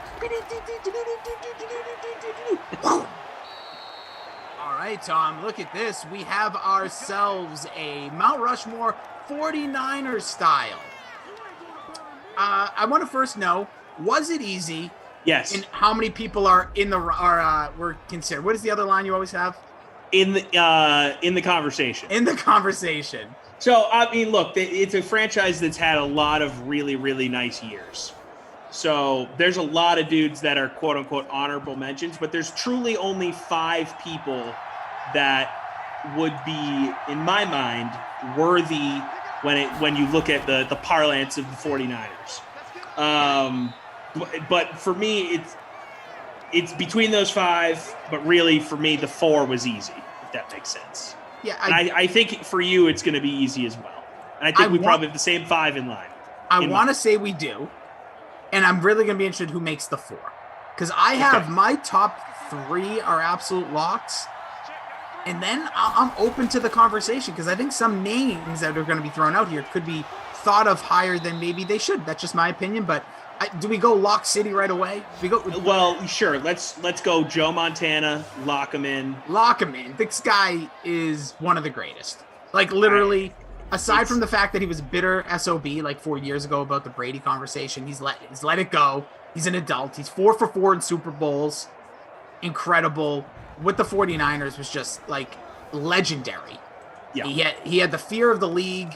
He led the league in stat categories that my browser just blocked out, but he is just like Joe Montana is like in that conversation one of the greatest players to ever lace him up. Yeah, I mean, look, especially Brady has won 7 rings. Montana's won 4, and people still put Montana above Brady. That tells you how good Montana is. 4 Super Bowls, 4 for 4, 3 Super Bowl MVPs, 2-time NFL MVP, Offensive Player of the Year, Comeback Player of the Year in '86. He was a first-team All-Pro guy 3 times, on the second team twice, 8-time Pro Bowler, led the league in passer rating twice, passing touchdowns twice, completion percentage leader 5 times, 80s All-Decade Team, 75th Anniversary All-Decade Team, 100th Anniversary All-Decade Team, or whatever you call it. His number 16 is retired. He's in the Niners Hall of Fame, Pro Football Hall of Fame, Sportsman of the Year for Sports Illustrated in '90. Dude is just unreal. Crazy good career. Synonymous with the position. Right now, would you say, where do you put him in your own personal, no, doesn't matter. Without really putting like too much thought into it, 5. He's top 5 for me. I don't know that he's at 5, but like I said yesterday on here, I got Brady 1 and Manning 2, and I don't really care about Manning's playoff failings. That's what puts him at number 2. He's good enough, talent-wise, to be number 1. It just kept taking all bias out of it. Manning was amazing. Yeah, it's Brady 1, Manning 2 for me. I'm with you. I don't, and I put Montana at 3 at this point. Not just I get it. Outside of those 2, I don't know where I go 3, 4, 5. Honestly, I put Rodgers in my top 5. Like eye test for me, he's like the best I've ever seen. So he people forget like what we're seeing from Patrick Mahomes, what people talked about Aaron Rodgers 10 years ago. Like, yes, like can move, can do it all, and had a bullet for an arm. We're gonna get it's a drop off. Thought he was going to the end zone. So okay, Montana. So it's those 4, and then I don't know. I'd have to figure out who my 5th would be. Elway maybe. No, let's be honest. It's Phillip Rivers. Okay, so didn't even make the Chargers Mount Rushmore for the record. I didn't deserve it. He's only one of the greatest quarterbacks of all time. Okay, so the other lock, I think that goes right along with him, Jerry Rice. Yep, lock it in. I'm going to pull up Jerry Rice's resume while you talk about him because it's insane. Yeah. And here's the thing, and I said this on – well, actually, I'm going to save it because are we doing Detroit in the next one? Did we find out? Yes, we did not do the Lions. Yes, okay, good. That's the name of the contest, so if you guys want to enter that one. Just incredible. Like Jerry Rice case. What about him? Delicious. TP, I love it. But Jimmy G, Andrew puts Jimmy G, D.O. Steve Jimmy Mariucci. G in the conversation. No, he's not in the conversation. He brought him to the Super Bowl. Hey, brought him to the Super Bowl. True. Jeff Garcia didn't do that. Jeff Garcia was sneaky much better than I thought he was, by the way, doing research for this. Listen, they had a great run. He's one of the 50 best players in the history of their franchise. I'll just let that sit. All right, so Jerry Rice again with the 49ers. He was the all-time most prolific receiver in the game. Most catches, most yards, most amazing man to ever play. Did have, an extended career with the Raiders. Then was it the Seahawks there for like a season? He spent 4 years with the Raiders. It was 3 full seasons, and then he got traded from the Raiders to the Seahawks midway through 2004. And then he was at training camp with Denver, and then he got either cut or retired during training camp. Because it's one of those things that nobody wants to ever cut Jerry Rice. Like, dude, they're like, okay, Jerry. Like John Lynch, what happened with the Patriots at the end? He's like, right. That's a cool story, though, the John Lynch thing where he let him play the second half of that preseason game, like every snap. That was really cool. Belichick's the best. All right, so here's the resume. Please. 3-time Super Bowl champion, a Super Bowl MVP, 2-time NFL Offensive Player of the Year as a receiver. That does not happen.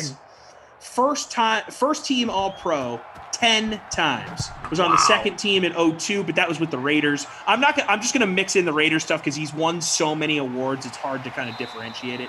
13-time Pro Bowler, 6 times led the league in receiving yards, 2 times he led the league in receptions, 6-time NFL receiving touchdowns leader. And mind you, he didn't lead the league in receptions as many times as you would think because the Niners were blowing out teams by so much that they would run the ball later in the games. 75th anniversary team, 100th anniversary team, first team NFL 80s, first team NFL 90s, number 80 retired with the Niners Hall of Fame, Rookie of the Year in 85, SI Man of the Year in 86. That's pretty crazy. Second year in the league. Pro Football Hall of Fame, College Football Hall of Fame. I know that doesn't count, but hey, worth noting. Jerry Rice, absolute stud. You could make the case that Jerry Rice is the greatest player in the history of the NFL. You could make that case. You really could. And we don't really have to go on too long because he is just, everyone knows how great he is, how awesome he was. And also, like, for that position, what that position has become, he was like low profile, just garbage pail type guy, pick him up, blue collar, go to work, had the best, as he always talked about, aside from the stick-em stuff that nobody wants to talk about because, God forbid anybody else ever cheated, which I don't really care, by the way. But he had the best trajectory on ball to like where he needed to be. That was like the special sauce about Jerry Rice. Marvin Harrison had it.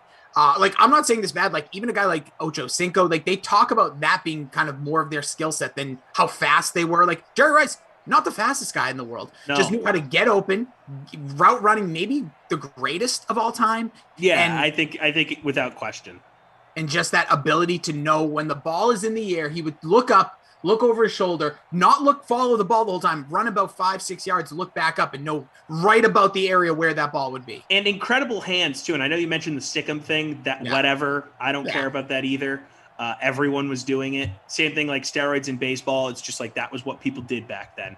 The thing I love about Jerry Rice is when he was learning to play football, the reason why he was so good at catching the ball is because he was a bricklayer in the summer, and they would toss him bricks to, lay them, whatever bricklayers do. They're throwing bricks at Jerry Rice, and he's one-handed palming bricks throughout his, youth. So his hands were crazy good because he's catching bricks. You're throwing cement at the guy. It's like in throw pigskin at him, it's fine. Home Alone, except to hit Marv in the face. Jerry Rice would have caught it. But okay, those two we knew, we locked them in. Here's where I think the conversation gets interesting, and I want you to lead where you go. Okay, next. I'm gonna go with a guy who I think you'll have, but we'll see. I have Ronnie Lott. Okay, yep, he was my number 3. Okay, good. Greatest safety of all time, 4-time Super Bowl champion, 8 times first team All-Pro, 10-time Pro Bowler, led the league in interceptions twice. And I say greatest safety of all time, but he was a corner to start his career. He's the greatest defensive back of all time. Listen. He transitioned from corner to safety and was all-pro his first season playing a new position. Later in his career, was amazing on the Niners from 81 to 90, had a good career with the LA Raiders and the Jets, too, to end his career. He played at a high level his entire time in the NFL. 75th anniversary team, 100th anniversary team, first team All-80s, second team All-90s. And again, this is late in his career. He's way still late, on the 10 All-90s years plus. team. 10 years plus into as a defensive back. Yeah, and that was after his 49ers. He played just 1 year in the 90s, but still, just goes to show the impact of the player. So good. His number 42 is retired with the Niners. Hall of Famer in the Niners Hall of Fame, Pro Football Hall of Fame. Dude is an absolute monster coming out of USC. Hit the ground running and was just really good right away.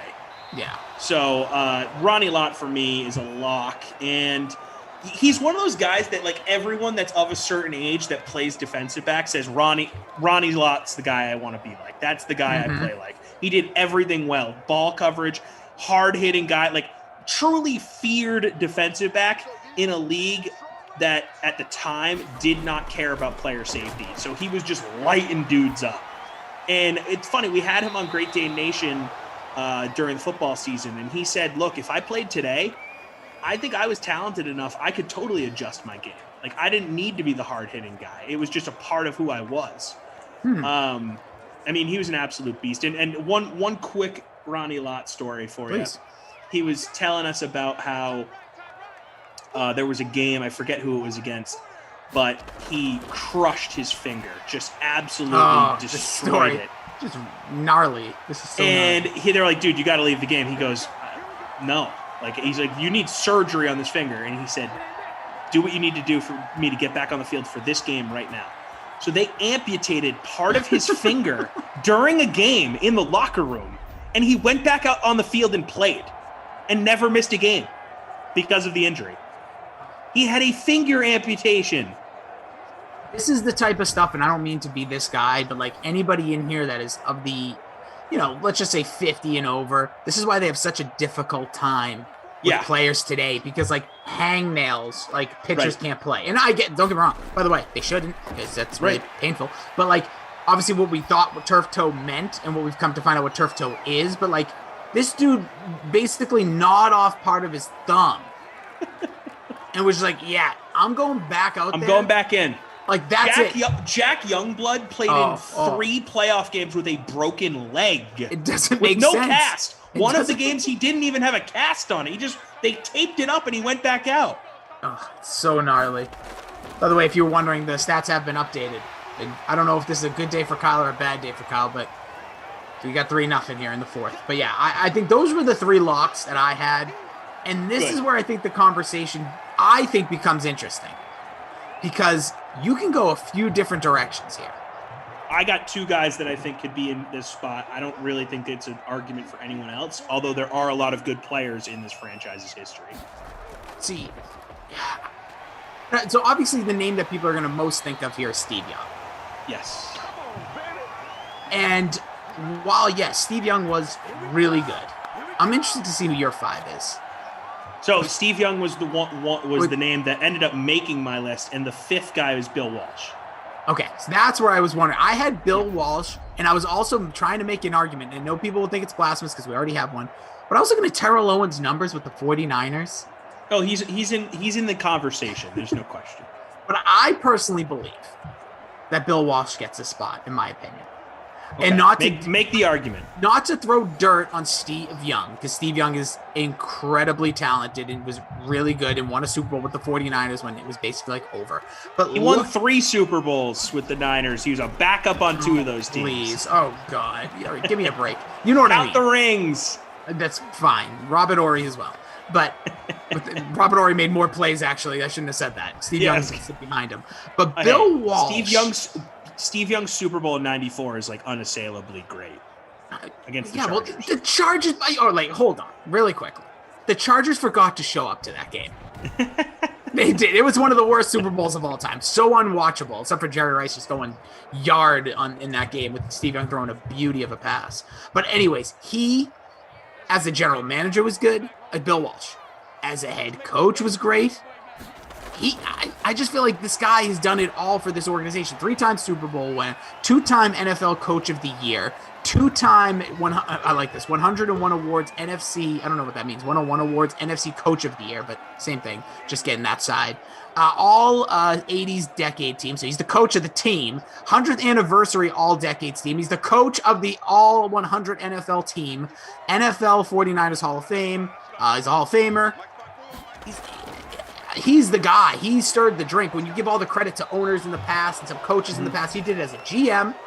He did it as a head coach. This guy for the 49ers organization did just about everything that he could do to make it great. Yeah, I think the more I'm thinking of it, I think you got to have Bill Walsh on there. And it feels crazy to not have Steve Young just because of how great he was at his peak. If Steve Young had been able to be their starter for the whole time he was in San Francisco, if Joe Montana doesn't exist, Steve Young is on this list. But he didn't take over as the starter until, I want to say, 91, 92, something around then. I think it was, when did Steve Young take over as the starter in San Francisco? I want to say 93. Well, he won 2 MVPs, one of which was in 92. So he definitely was the MVP. No, he was definitely the starter in 92. It's a backup. It's weird. First time ever. He was definitely the MVP in 92. So that he was starting then. But Joe Montana ended up retiring in 99 because of injuries. So we're talking about a short window. But from 92 to 94, it was a 3-4 year stretch where it was him or Brett Favre was the best quarterback in the league at that point in the 90s, because Marino was on the end, Elway was towards the end, Favre was winning a bunch of MVPs in the mid 90s, but Steve Young was right there before then doing his thing. Poor Steve Bono. Steve Bono was supposed to be the starter. Because you have to remember Steve Young. People thought stunk. People were like, this guy stinks. Bono was going to be like the guy, but yeah. They're like, this guy's a lefty and he runs too much. Yeah, he can't do it. He played in Tampa. Nobody plays in Tampa. Literally one of the worst franchises. But listen, this is not trying to discredit Steve Young by any means. I just think Walsh, when it comes to the overall impact in this organization's history, the million-foot view, like this guy is coaching by NFL standards the entire 100-year anniversary team of the NFL. No other coach, no Belichick, no. Well, I do think that team had multiple coaches, but I understand your point, because Don Shula definitely was on there. No Shula, no Belichick. No, there was a bunch of coaches on that list, but no Stinky Tomlin. Oh, definitely not him. I can't even think of any other great coach on No, that. you're totally right. It's Bill Walsh, because the Niners are. I mean, they had some good players before their run of being the dynasty team, but generally speaking, a pretty mediocre franchise when you look at everything pre-Bill Walsh. Oh, absolutely. No, mediocre at best. Yeah, this was like, this was a team that, obviously in the 70s you had like the Purple People Eaters, and the Minnesota team was just like really, really good. I feel like a producer, Drew. But yeah, I'm looking over here real quick. I just want to mention a couple things because we're down to the final minutes here. Google Steve Young, bank head bouncing after Dallas playoff win, change your life. Yeah. But somebody said Roger Craig. It was D-Rod. This is a great thing. And I think Roger Craig is, again, in the conversation. Yeah, totally. He's in the conversation as well. He was one of the first dual threat running backs in the league. Yeah. First guy to do 1,000-yard receiving, 1,000-yard rushing. Man, would obliterate running backs in today's football game. Yeah, we can play that with a lot of guys, but it is a great point. But D-Rod, I agree that Roger Craig's great, and there's a lot of guys. I mean, we'll just rattle through a bunch of them quick. Dwight Clark, T.O., Patrick Willis, Frank Gore, Joe Staley, Charles Haley, Jimmy Johnson, George Seifert, John Taylor, Bryant Young, Fred Dean, Bob St. Clair, Randy Cross. I mean, there are so many great guys that have been a part of this franchise. So say anything you want about all these dudes. None of them are better than Steve Young or Bill Walsh. Those guys are ahead of those guys, in my mind. No, I'm with you. Steve Young's peak, he was the best player in the league. None of those other guys you can say about that. So true. That is a great point. And I think that's why, again, an organization that has won a lot, when you have the position that seems to be the most important in some people's eyes, when you have two of the greatest of all time right after each other, you're doing all right. Yeah. So I think we got ourselves Bill Walsh is the dude. I think he is. I'm going to cross Steve Young off. I'm glad we came to an agreement on that. See? There we go. Dude, we just T pieces. Good day on everyone who stacked them defenses in this game. That's right. Yeah, geez. Now let's focus on possibly the worst sim in the history of the Dream Stream. I think this is the greatest. Navarro Bowman, by the way, people forget about the guy next to Patrick Willis. Unbelievable. We could do a whole thing on that whole roster That team was cursed. They had stacked Bowman, and then who was the other guy who like retired like 1 year after playing, like 2 years in? Oh man, yeah. The guy, the linebacker. He won Defensive Rookie of the Year. Yeah. Chris Borland. Yeah. Dude, great call. I think it was 2012, right? Around that era, like this team. It was the Harbaugh era. Yeah, the Super Bowl team. Like, insane what happened there. Obviously, Randy Barnes said, "Did Justin Smith get an honorable mention?" No, but we'll give it to him now. Justin Smith, awesome. Go for it. George Kittle, honestly, honorable mention.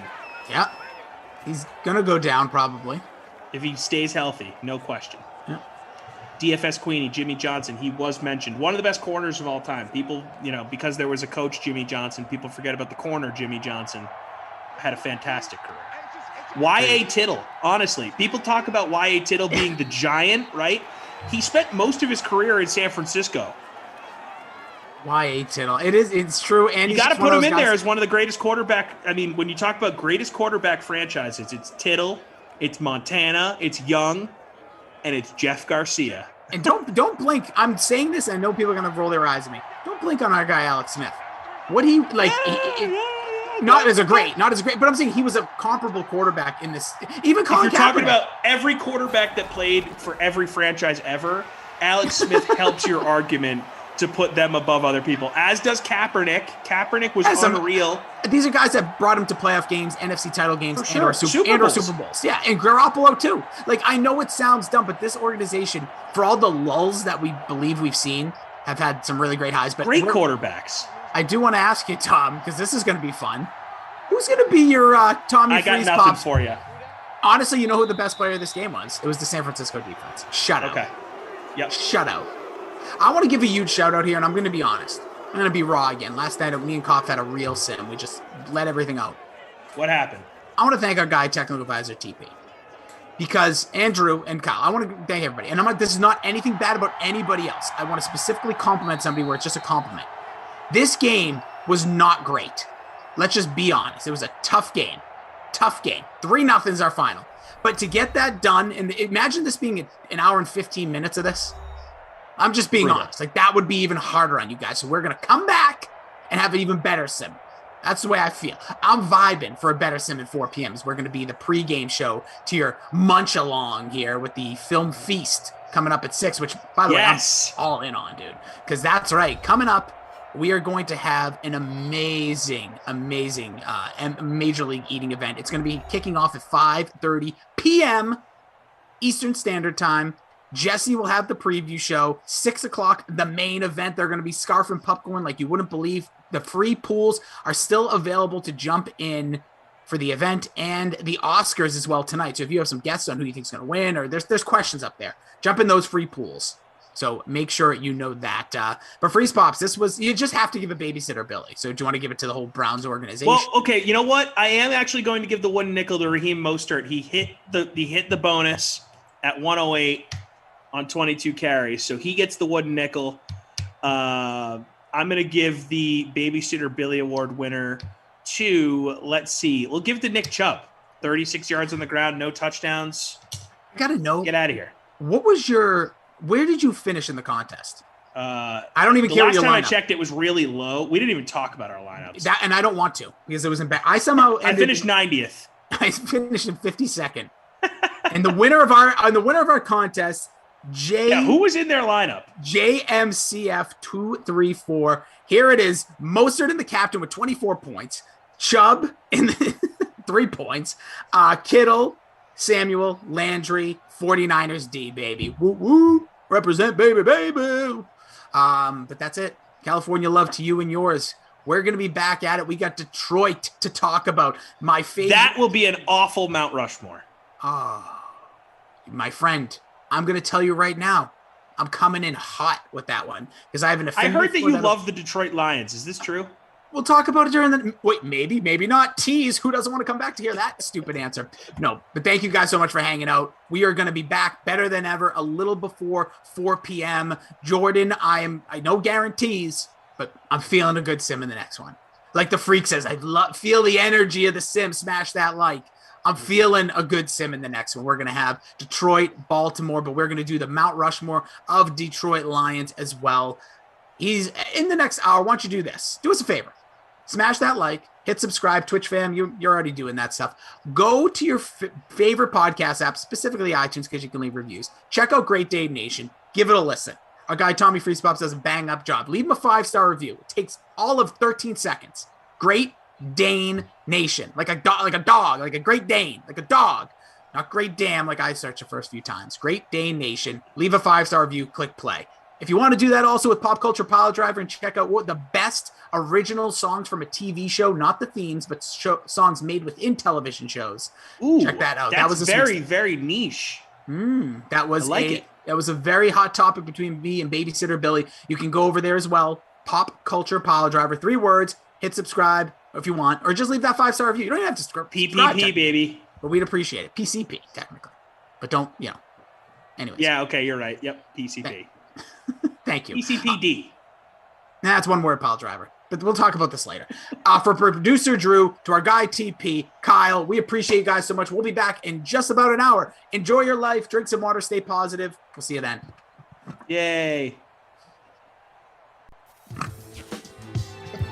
This is a head-to-head competition, though, Big Land. Okay. So how much does that change like your strategy or way of thinking compared to like more traditional events with multiple competitors surrounding you on stage? Well, it's a little more personal. It's a little more like, it's like, Derek against me, you know what I'm saying?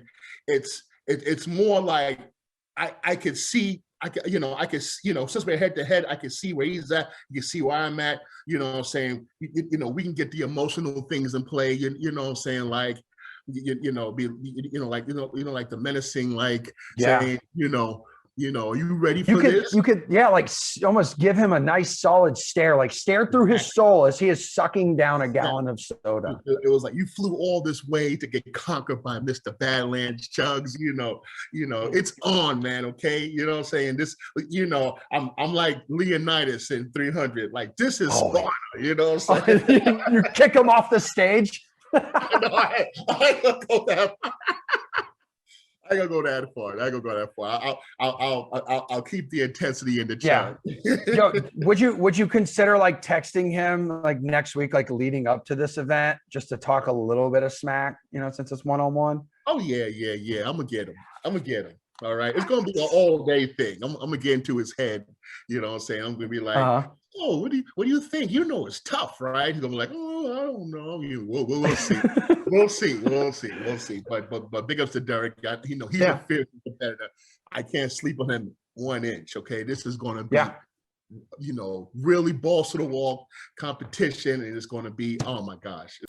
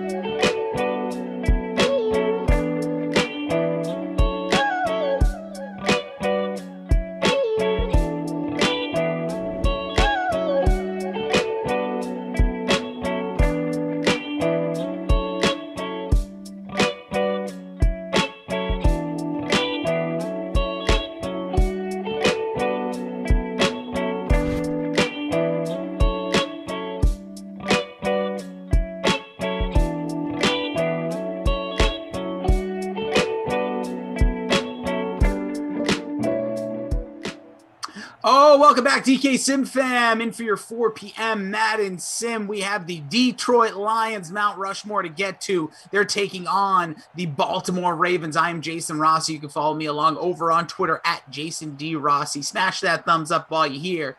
With me, my tag team partner for the next hour, the tallest man you've ever seen. The microwave is sending electricity from his screen through your soul and everything that you are. The essence of the being of positivity is what we are sending you. He comes from the land of the Golden Arch, not McDonald's, just the arch, but it's golden in all of our eyes. It's silver, technically, right? It's brick. It's not golden. No, it's not golden. I like McDonald's. That's the point. Moral of the story is he is at your boy TC Fresh. Check him out along with Mort, the kicker goat at Great Day Nation. He is Tom Carroll. Tom, what's going on, my man? What is going on? I'm excited. We are the lead-in to an MLE event.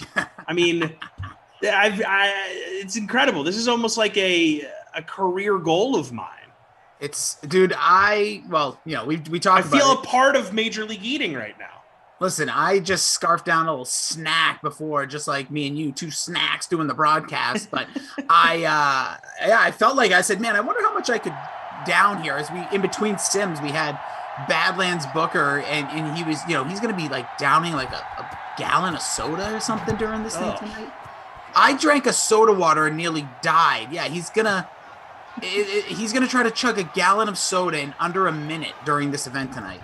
That's too much.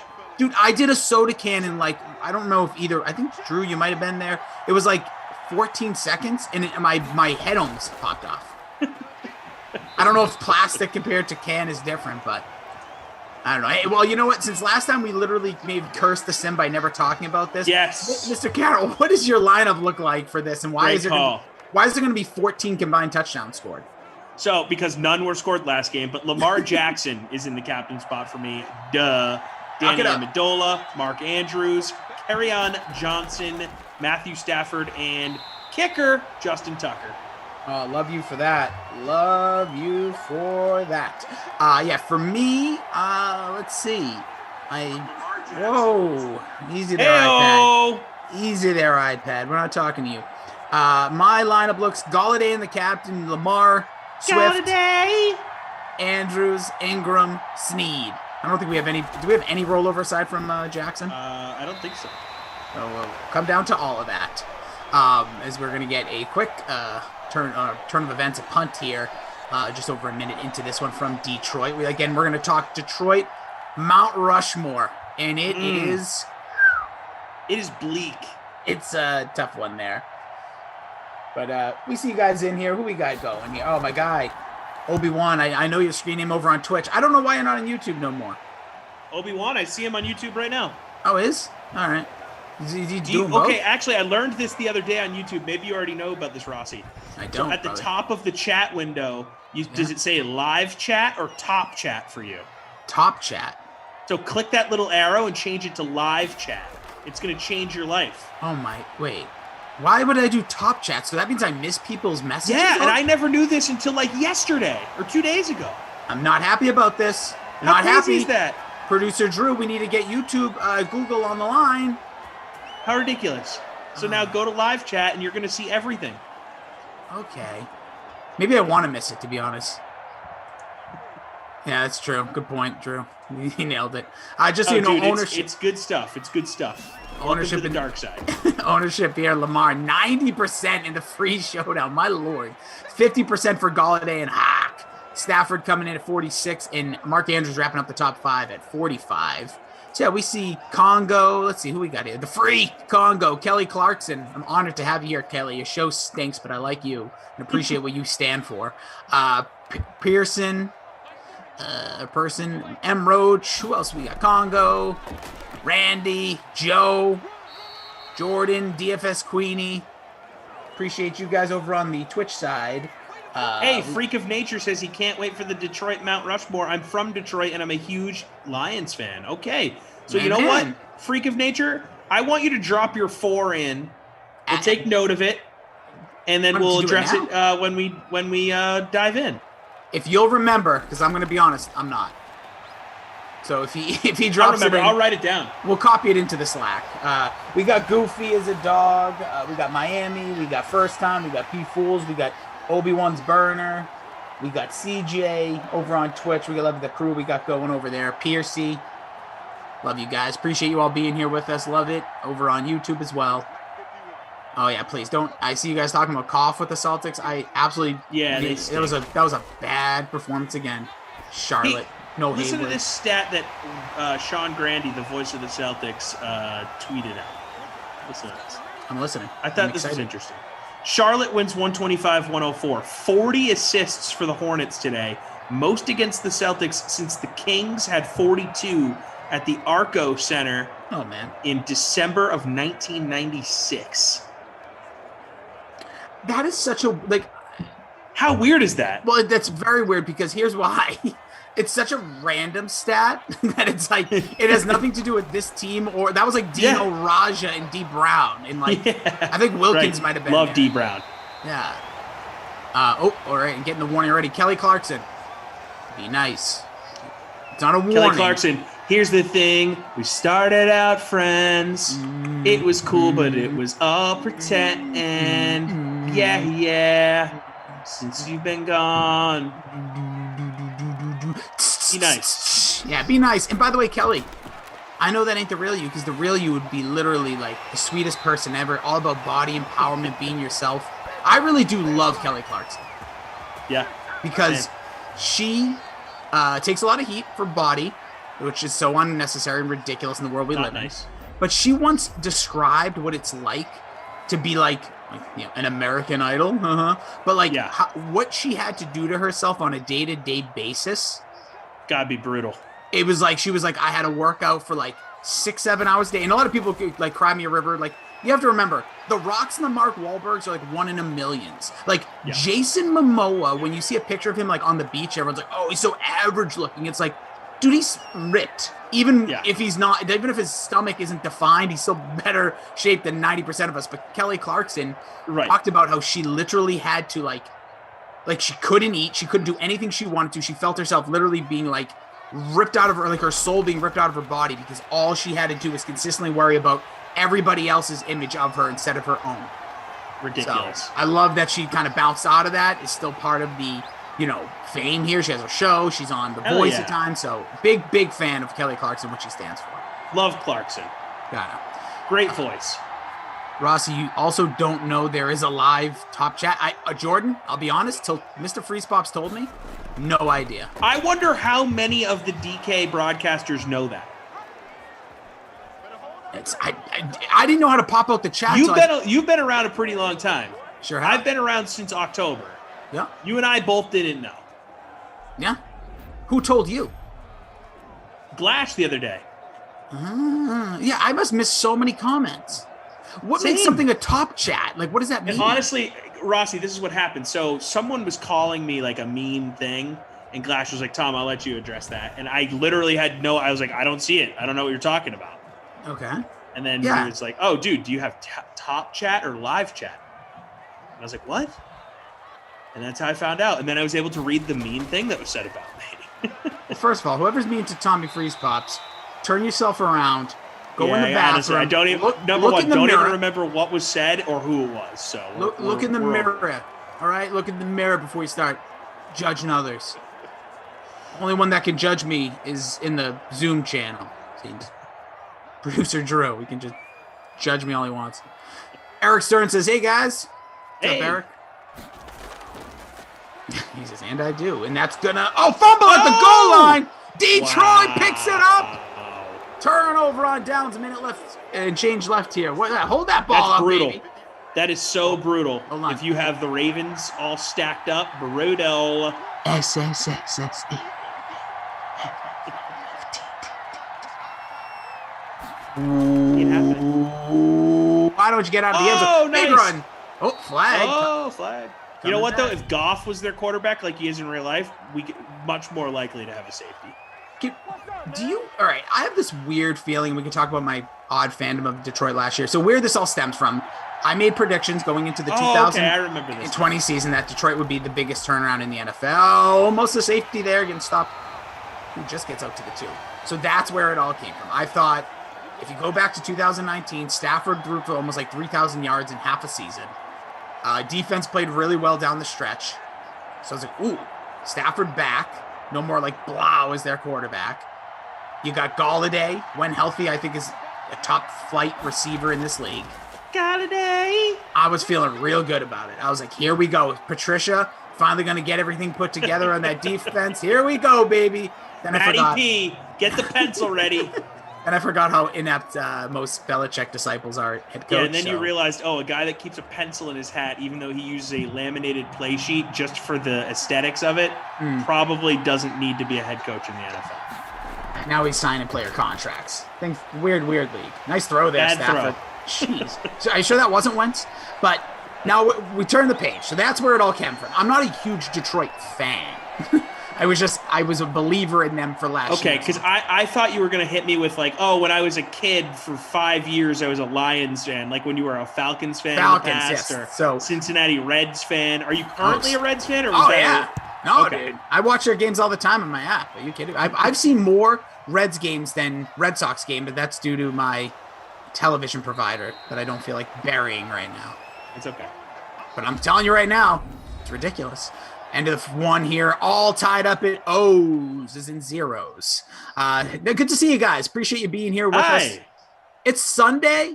Whatever time of the day it is for you, you have a lot of options, a lot of content out there. Being here with us means the world, DK Sim fam. Awesome. So cheers to you. Hope you guys are having a heck of a day. Same.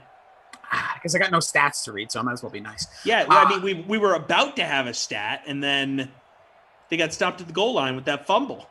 It's true. And again, if you're just joining us here, hang tight. After this game at about 5:30 Eastern, Jessie Colefield's going to bring herself into Simland, back to the Dream Stream as part of the preview for the film feast going down tonight. It's the Major League Eating event. It's going to be awesome. There's going to be hard-boiled eggs getting eaten. Don't want to be around those guys or behind them tomorrow. And then there's the popcorn eating contest, which is going to be gnarly. Interesting. How much popcorn do you think you could eat in one sitting? I talked about this. I would be, of all the objects of food, if you said 10 minutes, 12 minutes, 8 minutes on the clock, popcorn scares me to death because I don't like when the kernels get stuck on the roof of my mouth, in between my teeth, or if you ever bite in, like if you're trying to munch quick and you munch in and you hit a kernel, ooh, Hurts. yeah, it's like, ow. You got to have floss picks nearby. Imagine in the middle of it, you just see Joey Chestnut flossing. Look, popcorn is a thing that you eat in handfuls, though, you know? Mm-hmm. So I feel like I could eat an immense amount of popcorn if I had to.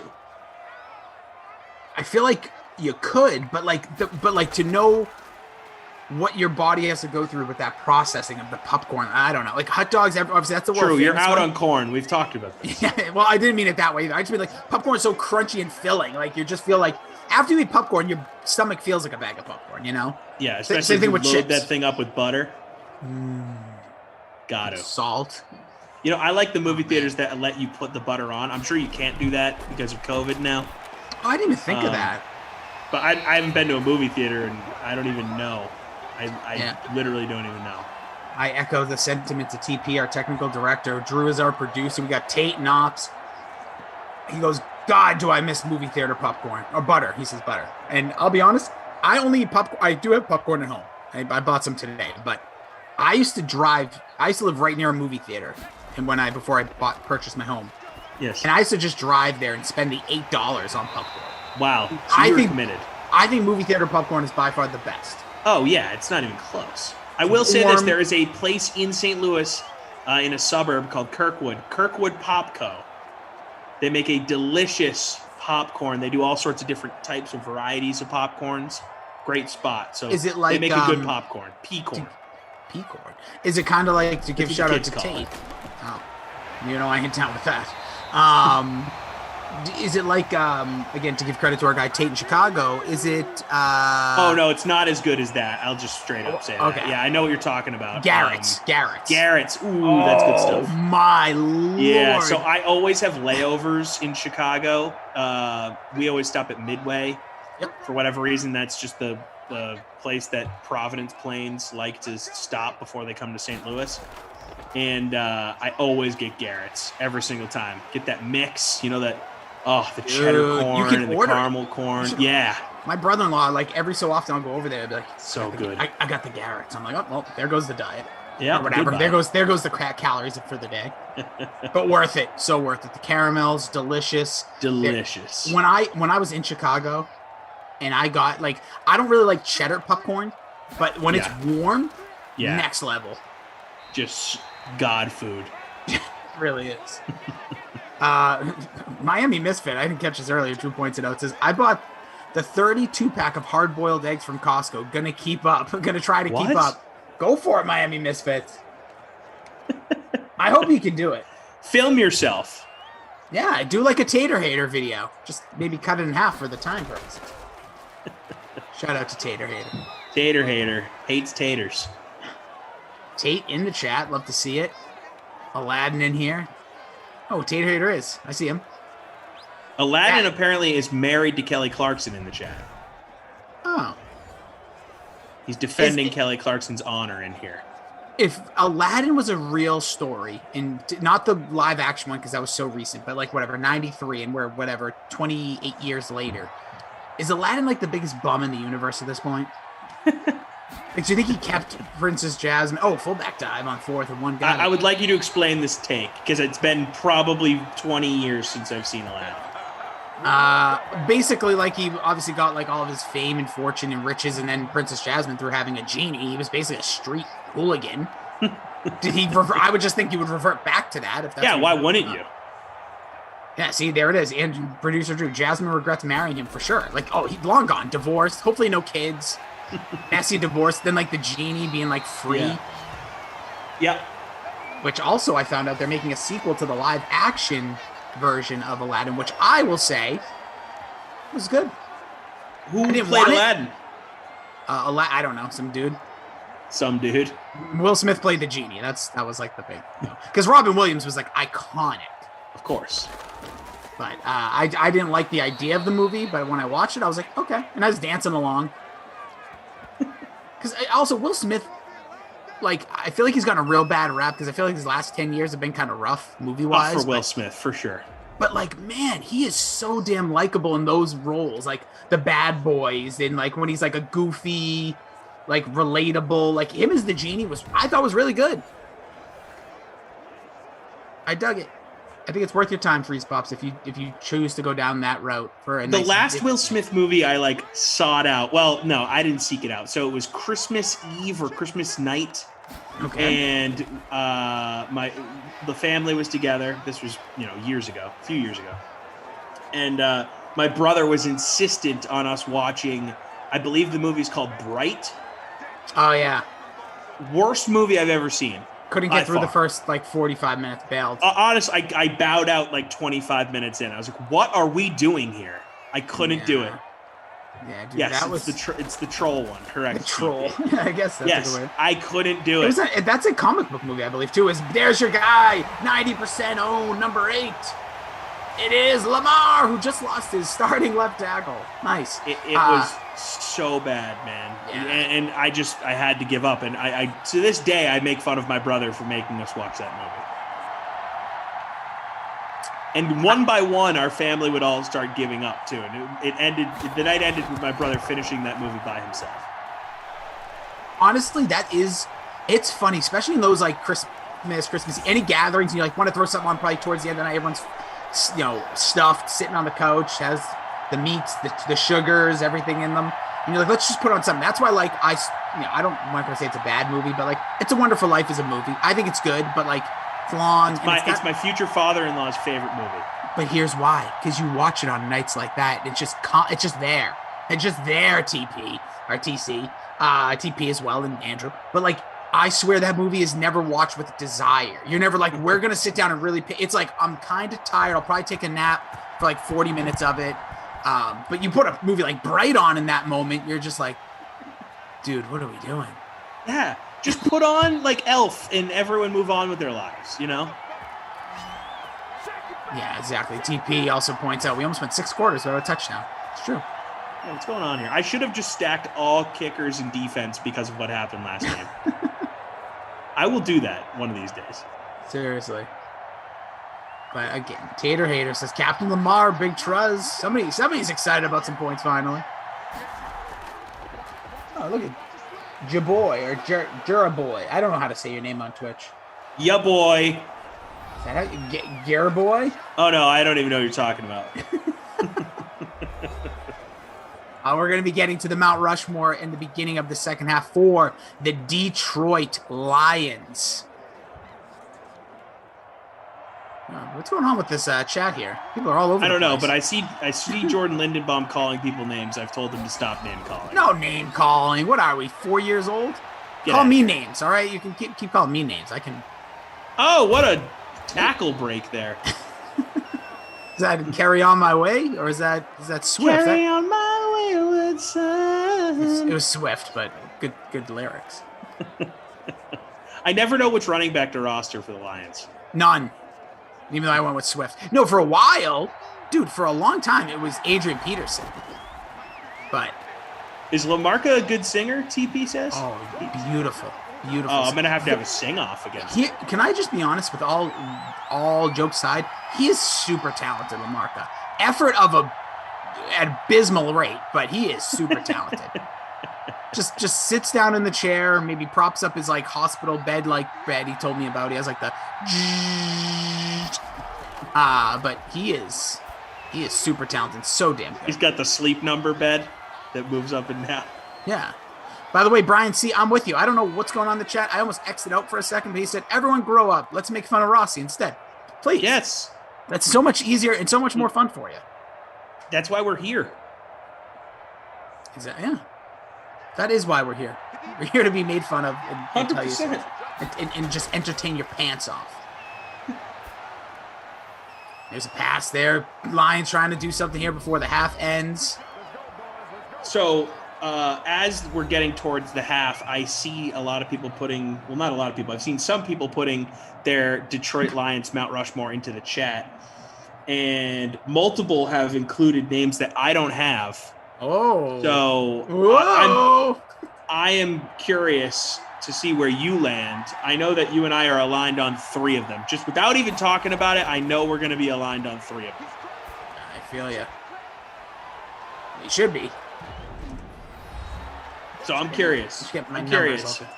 Yeah, it's a weird franchise, man. I mean, they've been around forever. We see them every Thanksgiving, but they've never won anything. Anything. It might be the worst organization in the history of sports. It really might be. You know what's funny? We've said that several times. I still think the Buccaneers, and I know they just won the Super Bowl, but there is like, or maybe the Saints, I know they've won it. I don't know. There's also the Coyotes are really bad. Yeah, true. The worst Browns. franchise that's been around like since 1960. Yeah, it's probably true. Tate says the Bears. I don't know. I mean, they won a Super Bowl. They've been to a Super Bowl. Bears have been in the playoffs consistently, but I understand Tate. I know. They've had some bad years, no doubt. I'm going to ask Tate real quick. Tate, if the Bears trade up to number 6, as Geoff Ulrich Moose predicted, to take Justin Fields, excited, like you're throwing your hands in the air, pumped, or does that kind of make you sad as a Bears fan? I would be excited because Andy Dalton is not moving the needle for me. He says everything is better than Dalton. All right. Yeah. So here's what I'm going to say, and why I think you would wake up the next morning doing the walk of shame after, because you'd realize who made that pick for you, who just traded away those assets, a man with his butt on the line, Ryan Pace. I want that guy having no say in trading away future assets. That's why they should have canned him. I can't believe he still has a job.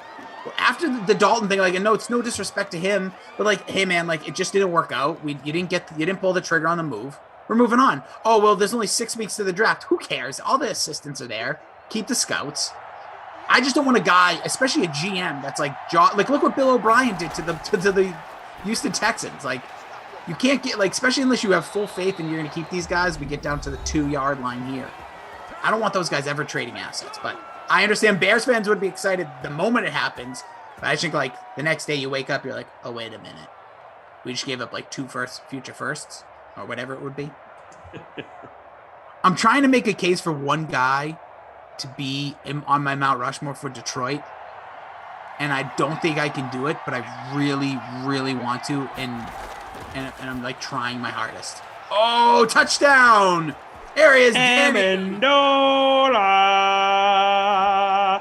Current free agent to this day. Will he land another job? We He'll shall be see. in Tampa. I don't know. How Tampa, they can't have money anymore. They just can't. Amendola's not commanding top dollar anymore, though. I don't care. How did they sign Giovanni Bernard? How are they signing anybody? Because they're getting them on the cheap. They want to come play with the GOAT. I don't care how cheap they are. We're talking about the Bears, who are still over cap somehow. But somehow the team that has won the Super Bowl, returning all starters, resigning guys, it's like, yeah, no, we still got room. It's the NFL, baby. They just figure it out. The cap is fake. So, captained in just about 2% of this contest is Amendola, owning 31%. Amendola does things in Detroit Sims. Does. I always have him. I'm in 37th. I'm not even looking, even though this is a good time to look. You at least get 2 scores. I wait till 3, but 30. I feel good about being 37th at the half. I do. I really want to put this guy in. I don't think he's a Hall of Famer, even though he should be. I think I know who you're talking about. Yeah, probably do. You're talking about someone who you've watched play. For sure. But he plays a position of a guy that's definitely on your list. Nope. Okay, then no, I don't know who you're talking about. I don't have a lock-in on my number 4. I can tell you that. That's same. Same. I don't even think there's so many players. We can go deep in the archives, of course, because that's what you have to do when you talk about Detroit, really. But yes, I'm trying to find something here that's really gonna. You trying to get a kicker on your list? No, kind of. Yeah. There's multiple people I'm trying to find a spot for here. I'm just gonna put Prater on it just for fun. Oh my. Just doing it. Lock too. Don't argue. Lock him in. There's so many players when you look at like all the best time Detroit Lions, we're going to get to the half here, knotted at 7. They're all like a million, like they played in like the 40s. Yes. A lot of there's no 40s, 50s, 60s. I almost want to put this guy in, but it has nothing to do with the way he played. I'm telling you, it's hard. It's hard, man. I'm excited for this one. I have now gone from not being excited about this at all because the team is so bad historically, to being very excited to see where you're going to go. Oh, boy. Because you are a massive Detroit Lions fan. I am Detroit. Me and Eminem. All right. In this one, Ingram's got 42 on the ground. Swift, most catches so far, 5 for 32. The touchdowns in this one, Danny Amendola and your man, the former MVP, it would be Lamar Jackson. Just lost it, by the way. That's I get, was it Orlando wanted out of town? But going to Kansas City, nice trade overall. I think it was a nice even trade. But if I'm Kansas City, I'm stoked. You give up the second to last pick in the first round, you get a Pro Bowl tackle. Huge. Are you kidding me? This team, a huge get for Kansas City, no question. A team that needed help on the offensive line. This team had no tackles in the Super Bowl. You saw what that did. Now they lost Eric Fisher to free agency. Yes. And they have Jake Long coming out of retirement. Yep. And Kyle Long, actually, I think it is. Kyle Long. Correct. Yeah, Kyle Long, who was on morning shows that I watched at CBS, the other morning show. Now he's back in the NFL. He's going to be allegedly competing at least for tackle. Now Brown be coming over. It's a good move. But Joe Tooney. The Toon. The hell of a also player. Shoring up that offensive line. Yeah. Pro Bowler. Making lots of money. All right, so here we go. We're going to get into it. It's now time for the 2 biggest men and the biggest heads, one behind a microwave, one sometimes behind a microwave when his wife and family are out of the house like they are right now, but he decided to stay downstairs, are officially about to go through, down the midway, drive up route, fill in the blank of people that know that part of the country, to Detroit Rock City and erect a 1, 2, 3, 4-headed pile of sand and put a little cement on there, etch it in stone, and for the rest of time in history, this will last. It is the official DraftKings Detroit Lions Mount Rushmore, featuring and starring Jason Rossi and Tom Freeze Pod.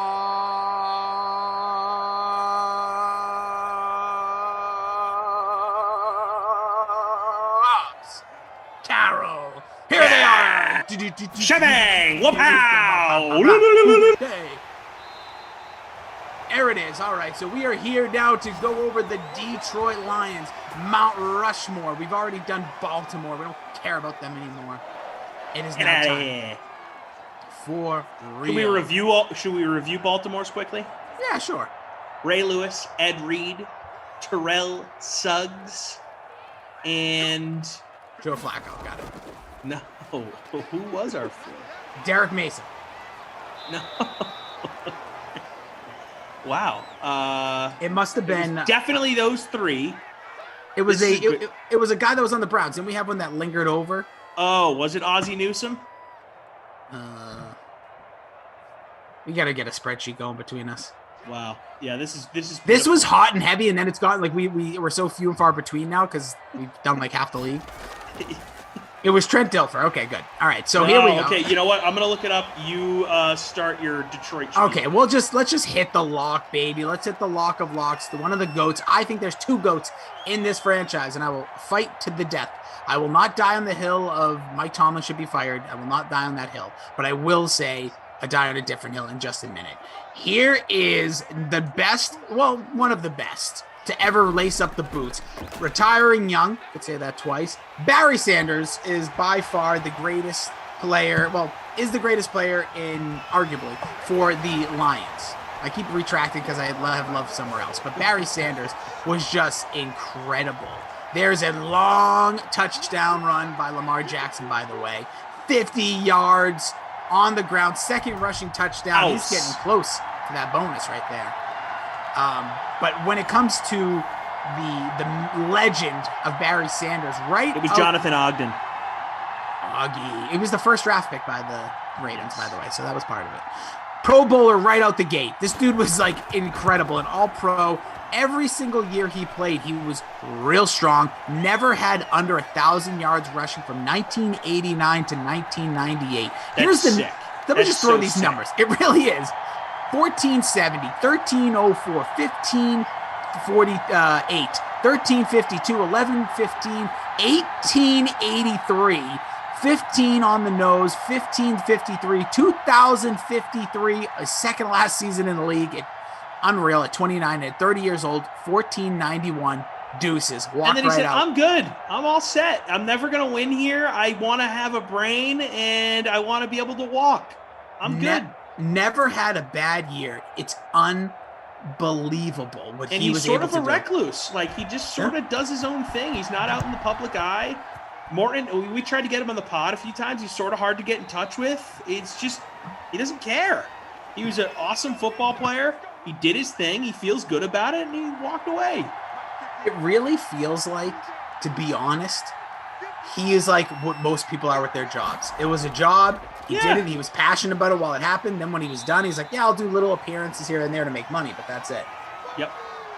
I'm just going to shout out my guy, Obi-Wan, over on Twitch. Obi, I'm just going to let you know, I'd probably shut it down, bro. Sims are going to be few and far between. We're doing a little Mount Rushmore. If you got some opinions on that, toss it out there. Calling the game? Nah. So you know, I love you. You know I love you. But I think it's just, you could just shut down the old app. I appreciate you being honest. Who, me or him? Both. Okay. I don't know if he's honest. I think he really just loves me so much that he has such a hard time expressing it. So he puts it in like that, like disdain. It's like when you were a kid, you pull the girl's hair that sat in front of you. It's you and Koff who he like you guys are his enemies. Yeah, I don't like. I get Koff because Koff stinks, but like I don't know what I did. Just kidding. But honestly, going back to it, Barry Sanders. There's really not much you could say. Like I get why people will put like, and I think we've talked about this. Like Emmitt Smith. Emmitt Smith might be the best, but like this is really hard to. He also was in championship contending and winning teams. Where this guy, the Barry Sanders thing is like if you're making the argument that Rodgers is the best quarterback ever because like eye test wise he's the best ever. That's the argument you have to make for Barry Sanders because Emmitt Smith has all of that plus the rings. So you just gotta decide which cup of coffee you like better. So. Folgers. Hey, the best part of waking up. Best jingle ever, dude. All right, so we can move right along. I think this next guy's a sure lock. and I'm ready to die on the hill of my take here. I know who you're about to say. You're wrong with your take, but I'm ready and accepting. I know what you're gonna say, because and I'll explain why I know that. But just say it. Just go. No, it is Calvin. Oh. No, Calvin Johnson is by far. Lock him in. This guy is unreal. Again, a lifetime Detroit Lion. By the way, him and Barry Sanders, the only two I believe they'll be on this list. That'll be potentially lifetime Detroit Lions. He was unreal. He played during the days, just like Barry Sanders. We talked about Emmitt Smith. You could throw out all the great running backs of the 90s and some of the all-time greats, and his numbers compete. From 2007 to 2015, all but his rookie year, and his third year in the league, the only two under 1,000 yards, played from ages 22 to 30, so a little bit less than Barry Sanders, but he was a monster in the NFL. 12 touchdowns 1 year, 16, 12. He has 83 touchdowns to his name, over 11,000 receiving yards to his name. The only receiver to tip over 2,000 yards, almost 2,000 yards, leads all of it 19,000. He has the single season record for receiving yards. 1964 on 122 grabs. Michael Thomas had 146 and had like 1,600 yards. Just think about that. Most consecutive games with 100 yards receiving. 8 straight games. He was a monster. 2011 was crazy year for him. He had 16 touchdowns, had a stretch. That's the stretch you're talking about. Had famous highlight catches throughout his entire run. And he's a lock. Him and Barry Sanders, it's like the weirdest thing. They both retired where people did not see that coming. It's a part of being a cursed franchise. You have multiple all-time great guys who are eye test, maybe the best ever, that just decide they're going to hang it up. Because think about this. Calvin Johnson is going into the Hall of Fame this year. First ballot. He's 35 years old. Jerry Rice played another 7 years after being 35 years old. So there's where I will be destroyed. It'll be me waving the Calvin Johnson is the greatest receiver to ever lace him up.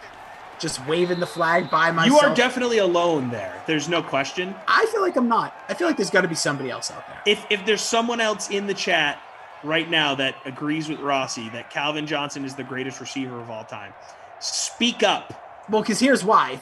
I mean it from this standpoint. If he played to today, he'd be breaking all the records that Larry Fitzgerald's breaking. And with all due respect to Larry Fitz, love him. But Calvin Johnson, literally, in my opinion, has the hands of Jerry Rice, the freakish athleticism of Terrell Owens, and the speed of Randy Moss. When he played, it's like you go back and watch it. Nobody did because he was unfortunately in Detroit, right? Kind of like what happened with Barry Sanders to a degree, where I think aside from his like ridiculous highlights and just making like the entire Philadelphia Eagles look foolish on a play, the ball bounced around incomplete. Like he is just, I can't believe it happened. Like when he retired, I was stunned, shocked, and saddened. Like legit. I'm sure everybody that was shocked, my age, for sure. I could only imagine people in my age that like when it was 99 and Barry Sanders like, yeah, I'm done. Yeah. Like this organization, you're right, that's the curse. And by the way, it's remaining because Calvin Johnson does not have a good relationship with the Detroit Lions. No. It's going to be interesting what they lost. They just kept losing. Give him help. But like there was also like the way they handled him leaving. Yep. Like there's all sorts of lawsuits that were attached to it. I believe his wife was part of their marketing department as well. And then like there was some stuff that happened thereafter. There's a lot going on there, and Detroit needs to, kiss and make up there because maybe they need to turn this thing around. Maybe it's Dan Campbell, Motor City Dan will go there and bite some kneecaps. So I agree with you. He has to be a lock. But before this sim started, you told me to bring up the 2007 NFL draft. Which I did. Loaded NFL draft. Calvin Johnson went second behind Jamarcus Russell. Just the first round in this draft was insane. Do you want me to rattle off the Pro notable Bowlers. people? Yeah, just the Pro Bowls and just the first round. You can even there's a couple of notables that didn't make, like who went number 9, but yeah, go ahead. Okay. So, number 2 overall to the Detroit Lions, Calvin Johnson. Number 3 overall to the Cleveland Browns, Joe Thomas. Number 6 overall to Washington, Laron Landry. Number 7 overall to the Vikings, Adrian Peterson. Unreal. Number 11 overall to the Niners, Patrick Willis. Number 12 overall to the Buffalo Bills, Marshawn Lynch. Number 14 overall to the Jets, Darrelle Revis. Number 15 overall to the Steelers, Lawrence Timmons. Number 19 overall to the Titans, Michael Griffin.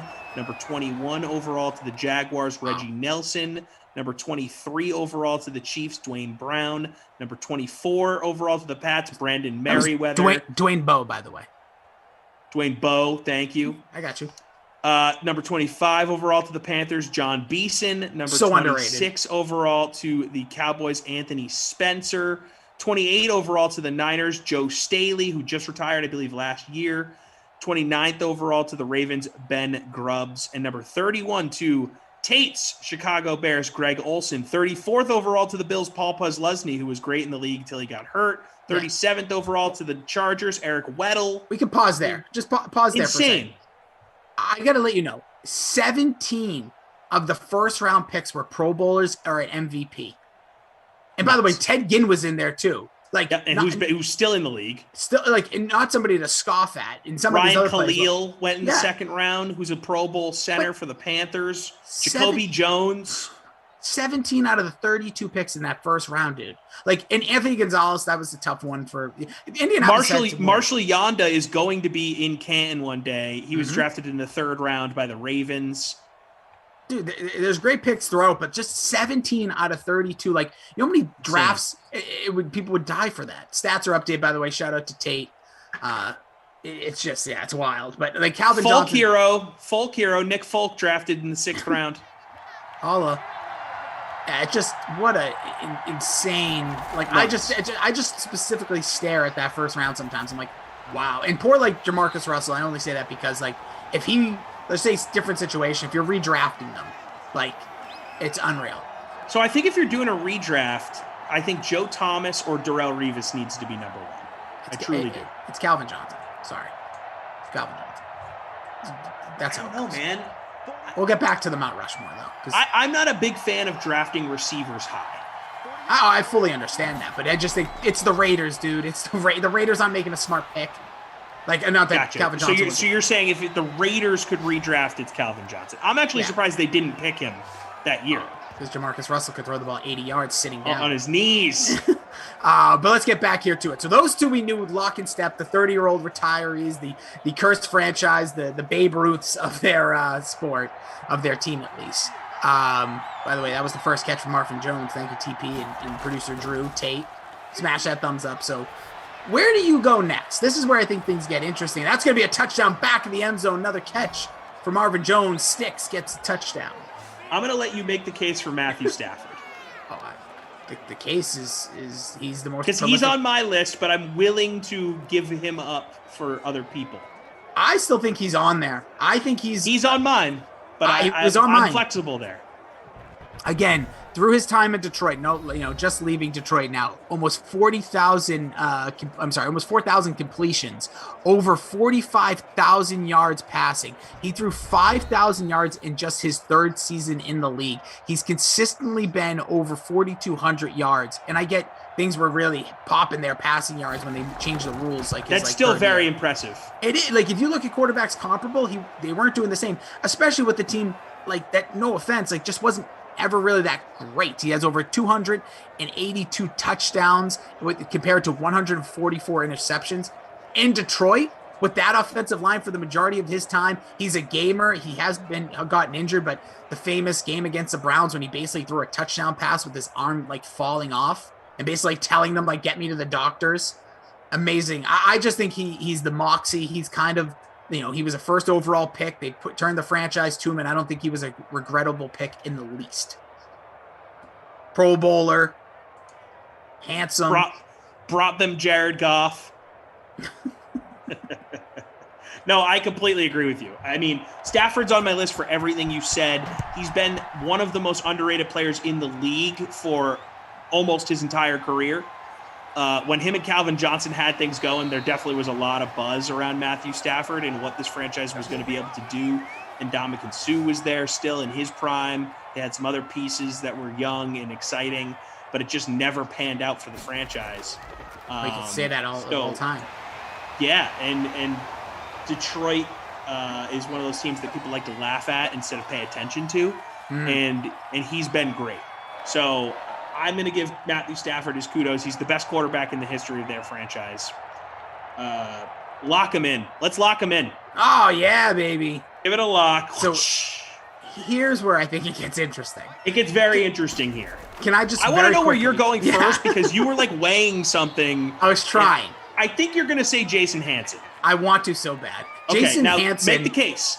Well, here's case one. 20 years with the organization. Incredible. 20 years starting punter consistently. He, obviously punters are not talked Kicker. about.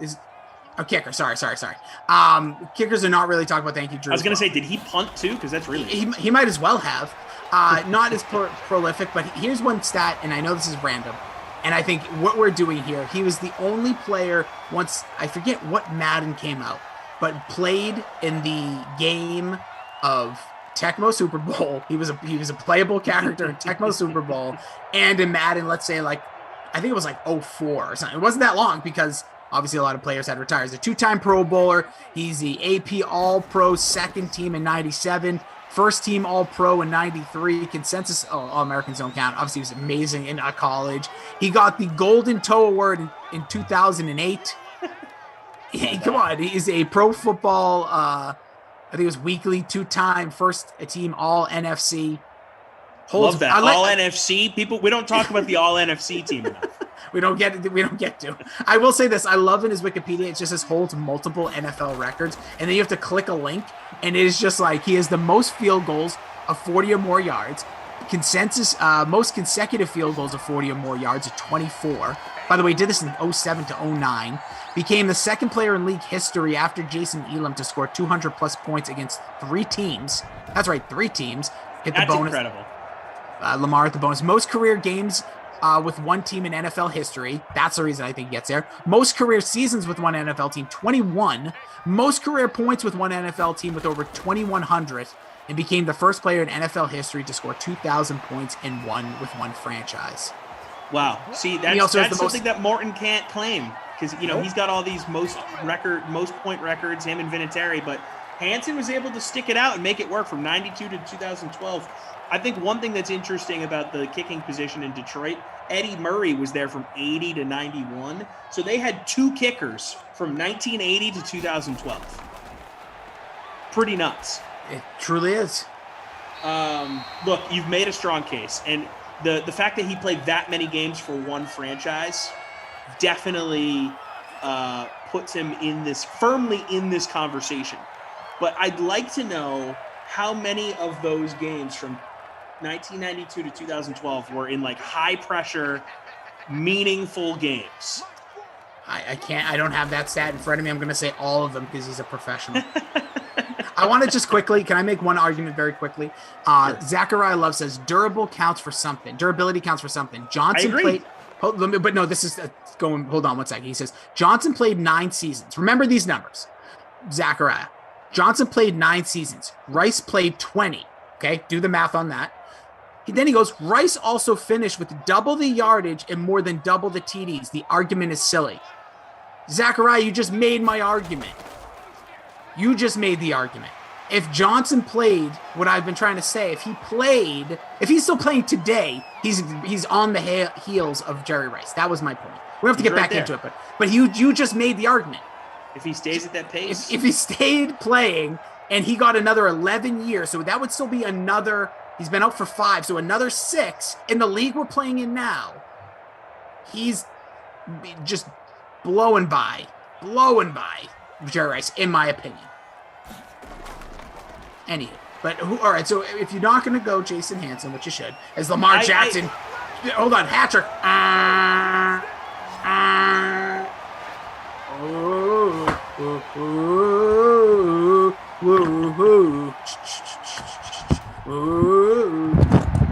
our hat trick. I can 100% be convinced that Jason Hansen should be on this list. We have a hard time getting kickers in here. That's the other thing. The other guy that I'm guessing you have, but I don't know for sure, is, where did my list go? I don't know if it was Bobby Lane Yeah, well, I there's guess. Bobby Lane, and then there's Dick the Night Train Lane. I went with Night Train Lane because he's Better an name. iconic Yes. cornerback. People talk about him when they talk about like that hard-hitting, quintessential player from back in the day. He was with Detroit from 60 to 65, so he ended his career there. But he was still playing at an incredibly high level. 50th, 75th, and 100th anniversary all-time teams. 7-time Pro Bowler, 7-time first-team All-Pro. Led the league in interceptions twice. 50s All-Decade team. He's in the Ring of Honor for the Lions and the Cardinals Ring of Honor. When he was there with the Chicago Cardinals. We're talking about someone that played a long time ago, guys. But Dick the Night Train Lane is one of those iconic names in football. And when you're talking about a team like the Detroit Lions that doesn't have a lot of, let's say, high caliber studs seasons to choose from. That's a good way to put it. Because they have good players, but they're just really bad teams. It's hard for me to ignore that losing. I gotta throw Dick the Night Train Lane in my Mount Rushmore. But again, not firm on that. Yeah, the other one that I had, obviously, Bobby Lane. Everyone loves I had Bobby Lane, Lane, apparently. and then Dick LeBeau. But I Dick still LeBeau think, is on my honorable mention. Yeah. So, by the way, Ito says this. Let's see. He says this hack is being disrespectful by naming kickers. By the way, do we have to call people names like that? Hack? I'm a hack. Hack? What does that even really mean? Define what you even mean by that. But anyways, you're a hack, bro. Yeah, what? I don't know. As long as the check clears. By naming a kicker to Mount Rushmore, shake my head. How about the great DBs who played for the Lions? Dick Night Train Lane, just mentioned. Lemmy Barney, Dick LeBeau, Dre Bly. Benny Dre Bly Blake. is not okay. No. You are a hack for mentioning Dre Bly. Dre Bly in this conversation. Oh my lord. Dre Bly? Hold on, let's move on because we only have so much time. Okay, Lem Barney, honorable mention. Let's see. I got a Alex notebook Karras. full of Alex Karras was great. That's what brother did Phil. Defensive tackle for a long time there. Doak Walker, one of the legendary names playing running back, played Billy for the Detroit Sims. Lions a long time ago. And Dominican Sue was fantastic there. Yeah, he's not making it. Yeah, but he's not Chris making it. Spielman, people love him at linebacker from 88 to 95. Now they're GM. Billy Sims, like you said, people been throwing his name around. Yeah, Freak putting him out there. Herman Moore is a guy who was awesome for the Lions in the 90s. I don't think he's Mount Rushmore caliber, but a name that was definitely thrown around quite a bit. So we got some names here. Joe Schmidt was a guy that played linebacker for the Lions from 53 to 65 and then became head coach from 67 to 72. So just think it's noteworthy to mention, and also he was a very good player. So, yeah, look. All right, let's put Dre Bly. Put in Dre Bly. Javid Best, put him in. Love Javid Best.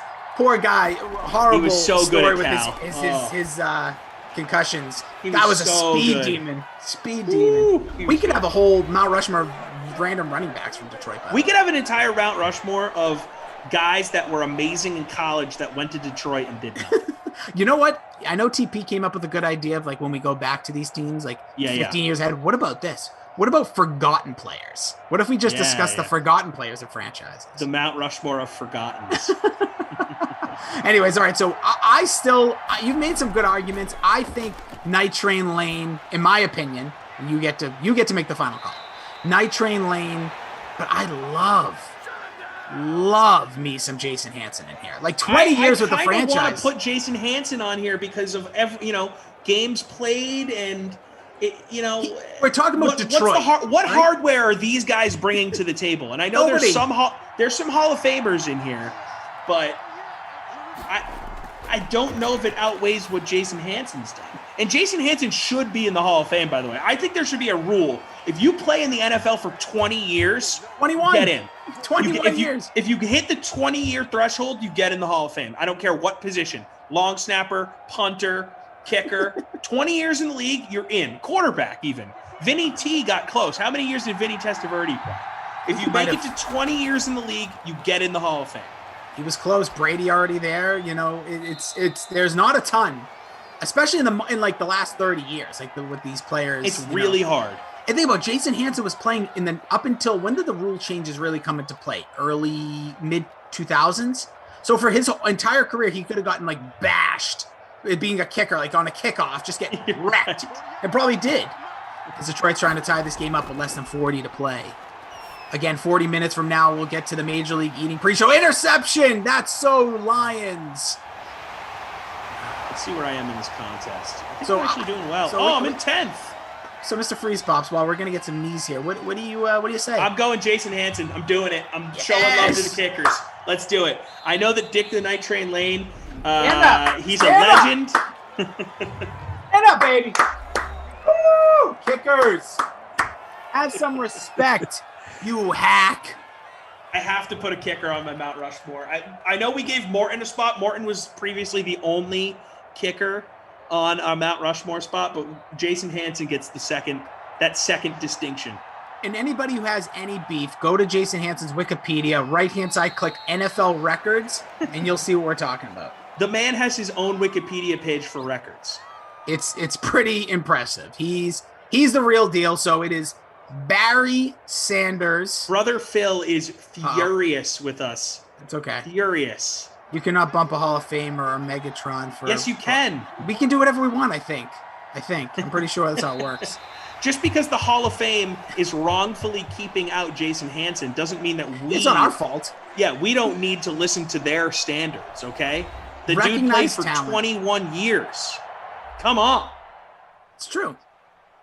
It's real. By the way, the hat trick. I'm guessing your player of the game is going to be. Your marvelous, freaking awesome Tommy Freespot player of the game. Is that Lamar? Lamar Jackson, woo, big truss. He gets the wooden nickel. Congratulations. If you're ever in St. Louis, we'll go have a cone, courtesy of Lion's Choice Roast Beef. What about your babysitter, Billy? I'd like to see the rest of the stats before I weigh in on that. Lamar, by the way, 3 scores, over 100, hit the bonus, played up to his 90% ownership. Good play. Yeah, by the way, we got 5 touchdowns. Good job, everybody. Good job, bro. I think I'm going with Mark Andrews. Only 3 I catches, no tuds, probably in a decent amount of lineups. Like, if you're going to put Ravens in your lineups outside of Lamar Jackson, he's usually like the next go-to guy, I think, for these sims. And he did nothing. Are you on Instagram? Yes. What At is your it? boy TC Fresh. Yeah, boy. Is it Y or I in your boy? I always forget. Yeah, boy. Obviously. TC Fresh. I think I follow you. I'm gonna tag you in something that I'm just follow you. Yo boy or Yeah, boy. The same way as Twitter. I know. YABOI TC Fresh. It's just a good play. Oh, yeah, here you are. Follow me on IG, baby. I'm tag. I think I've tagged Drew. I think you're on here in my Insta because I got to tag guys in something here. It's. I just saw this and it disturbed me. Just not. Yeah. What are we doing here? We don't need to talk about that on the air. Yeah, and absolutely not. I don't know why I'm even talking about it now. But anyways, yeah. So there it is. Well, you're well, but it's not like a good. It's gross. No, it's weird. Yeah. Definitely weird. Everyone can check out you can at Jason D. Rossi, and I'll just tag in what I'm talking about. So, anyways, Mount Rushmore of Detroit has been locked in, baby. So I didn't get to finish it, but why don't you hit it? Hit it, Mr. Fresh. Barry Sanders, Calvin Johnson, Matthew Stafford, and Jason Hansen. It just getting feels the right. nod over multiple Hall of Famers because he should be in the Hall of Fame. And honestly, this is why we love doing this. I like the conversation. It doesn't always have to be so cordial and nice. Throw it at us. Tell us, hey, man, that's why sports are fun. Exactly. It's a debate that there's no right answers. We're just doing this. You guys are a part of it. I appreciate Brother Phil's passion. Brother Phil does this a lot. He did it he was all over us on Dallas. Like, keep bringing that heat. We'll keep bringing the fun. I enjoy these conversations a lot. It makes it a lot of fun for us. And the time seems to just fly by. So it's awesome. Yeah. I love it. I love doing these things. I love debating with you guys. I love seeing your opinions. Keep it coming, baby. And we're going to keep it coming. Stats have been finalized. Shout out to Tate. So that'll do it for your early slate. Just a reminder, no 6 o'clock sim. And it's not just because Obi-Wan is the nicest man in the world. It's actually because we have ourselves a Major League Eating contest coming up at 6 o'clock. The pregame happening at 5:30. It is the Red Carpet Film Feast. We're going to be feasting on some popcorn. There's going to be the preliminaries. The early one is going to be all about hard-boiled eggs from Cool Hand Luke. You ever seen Cool Hand Luke, Freeze Pops? No. Should check it out. Well, you're going to get a little sight of it tonight when you watch this. Love that. The red carpet.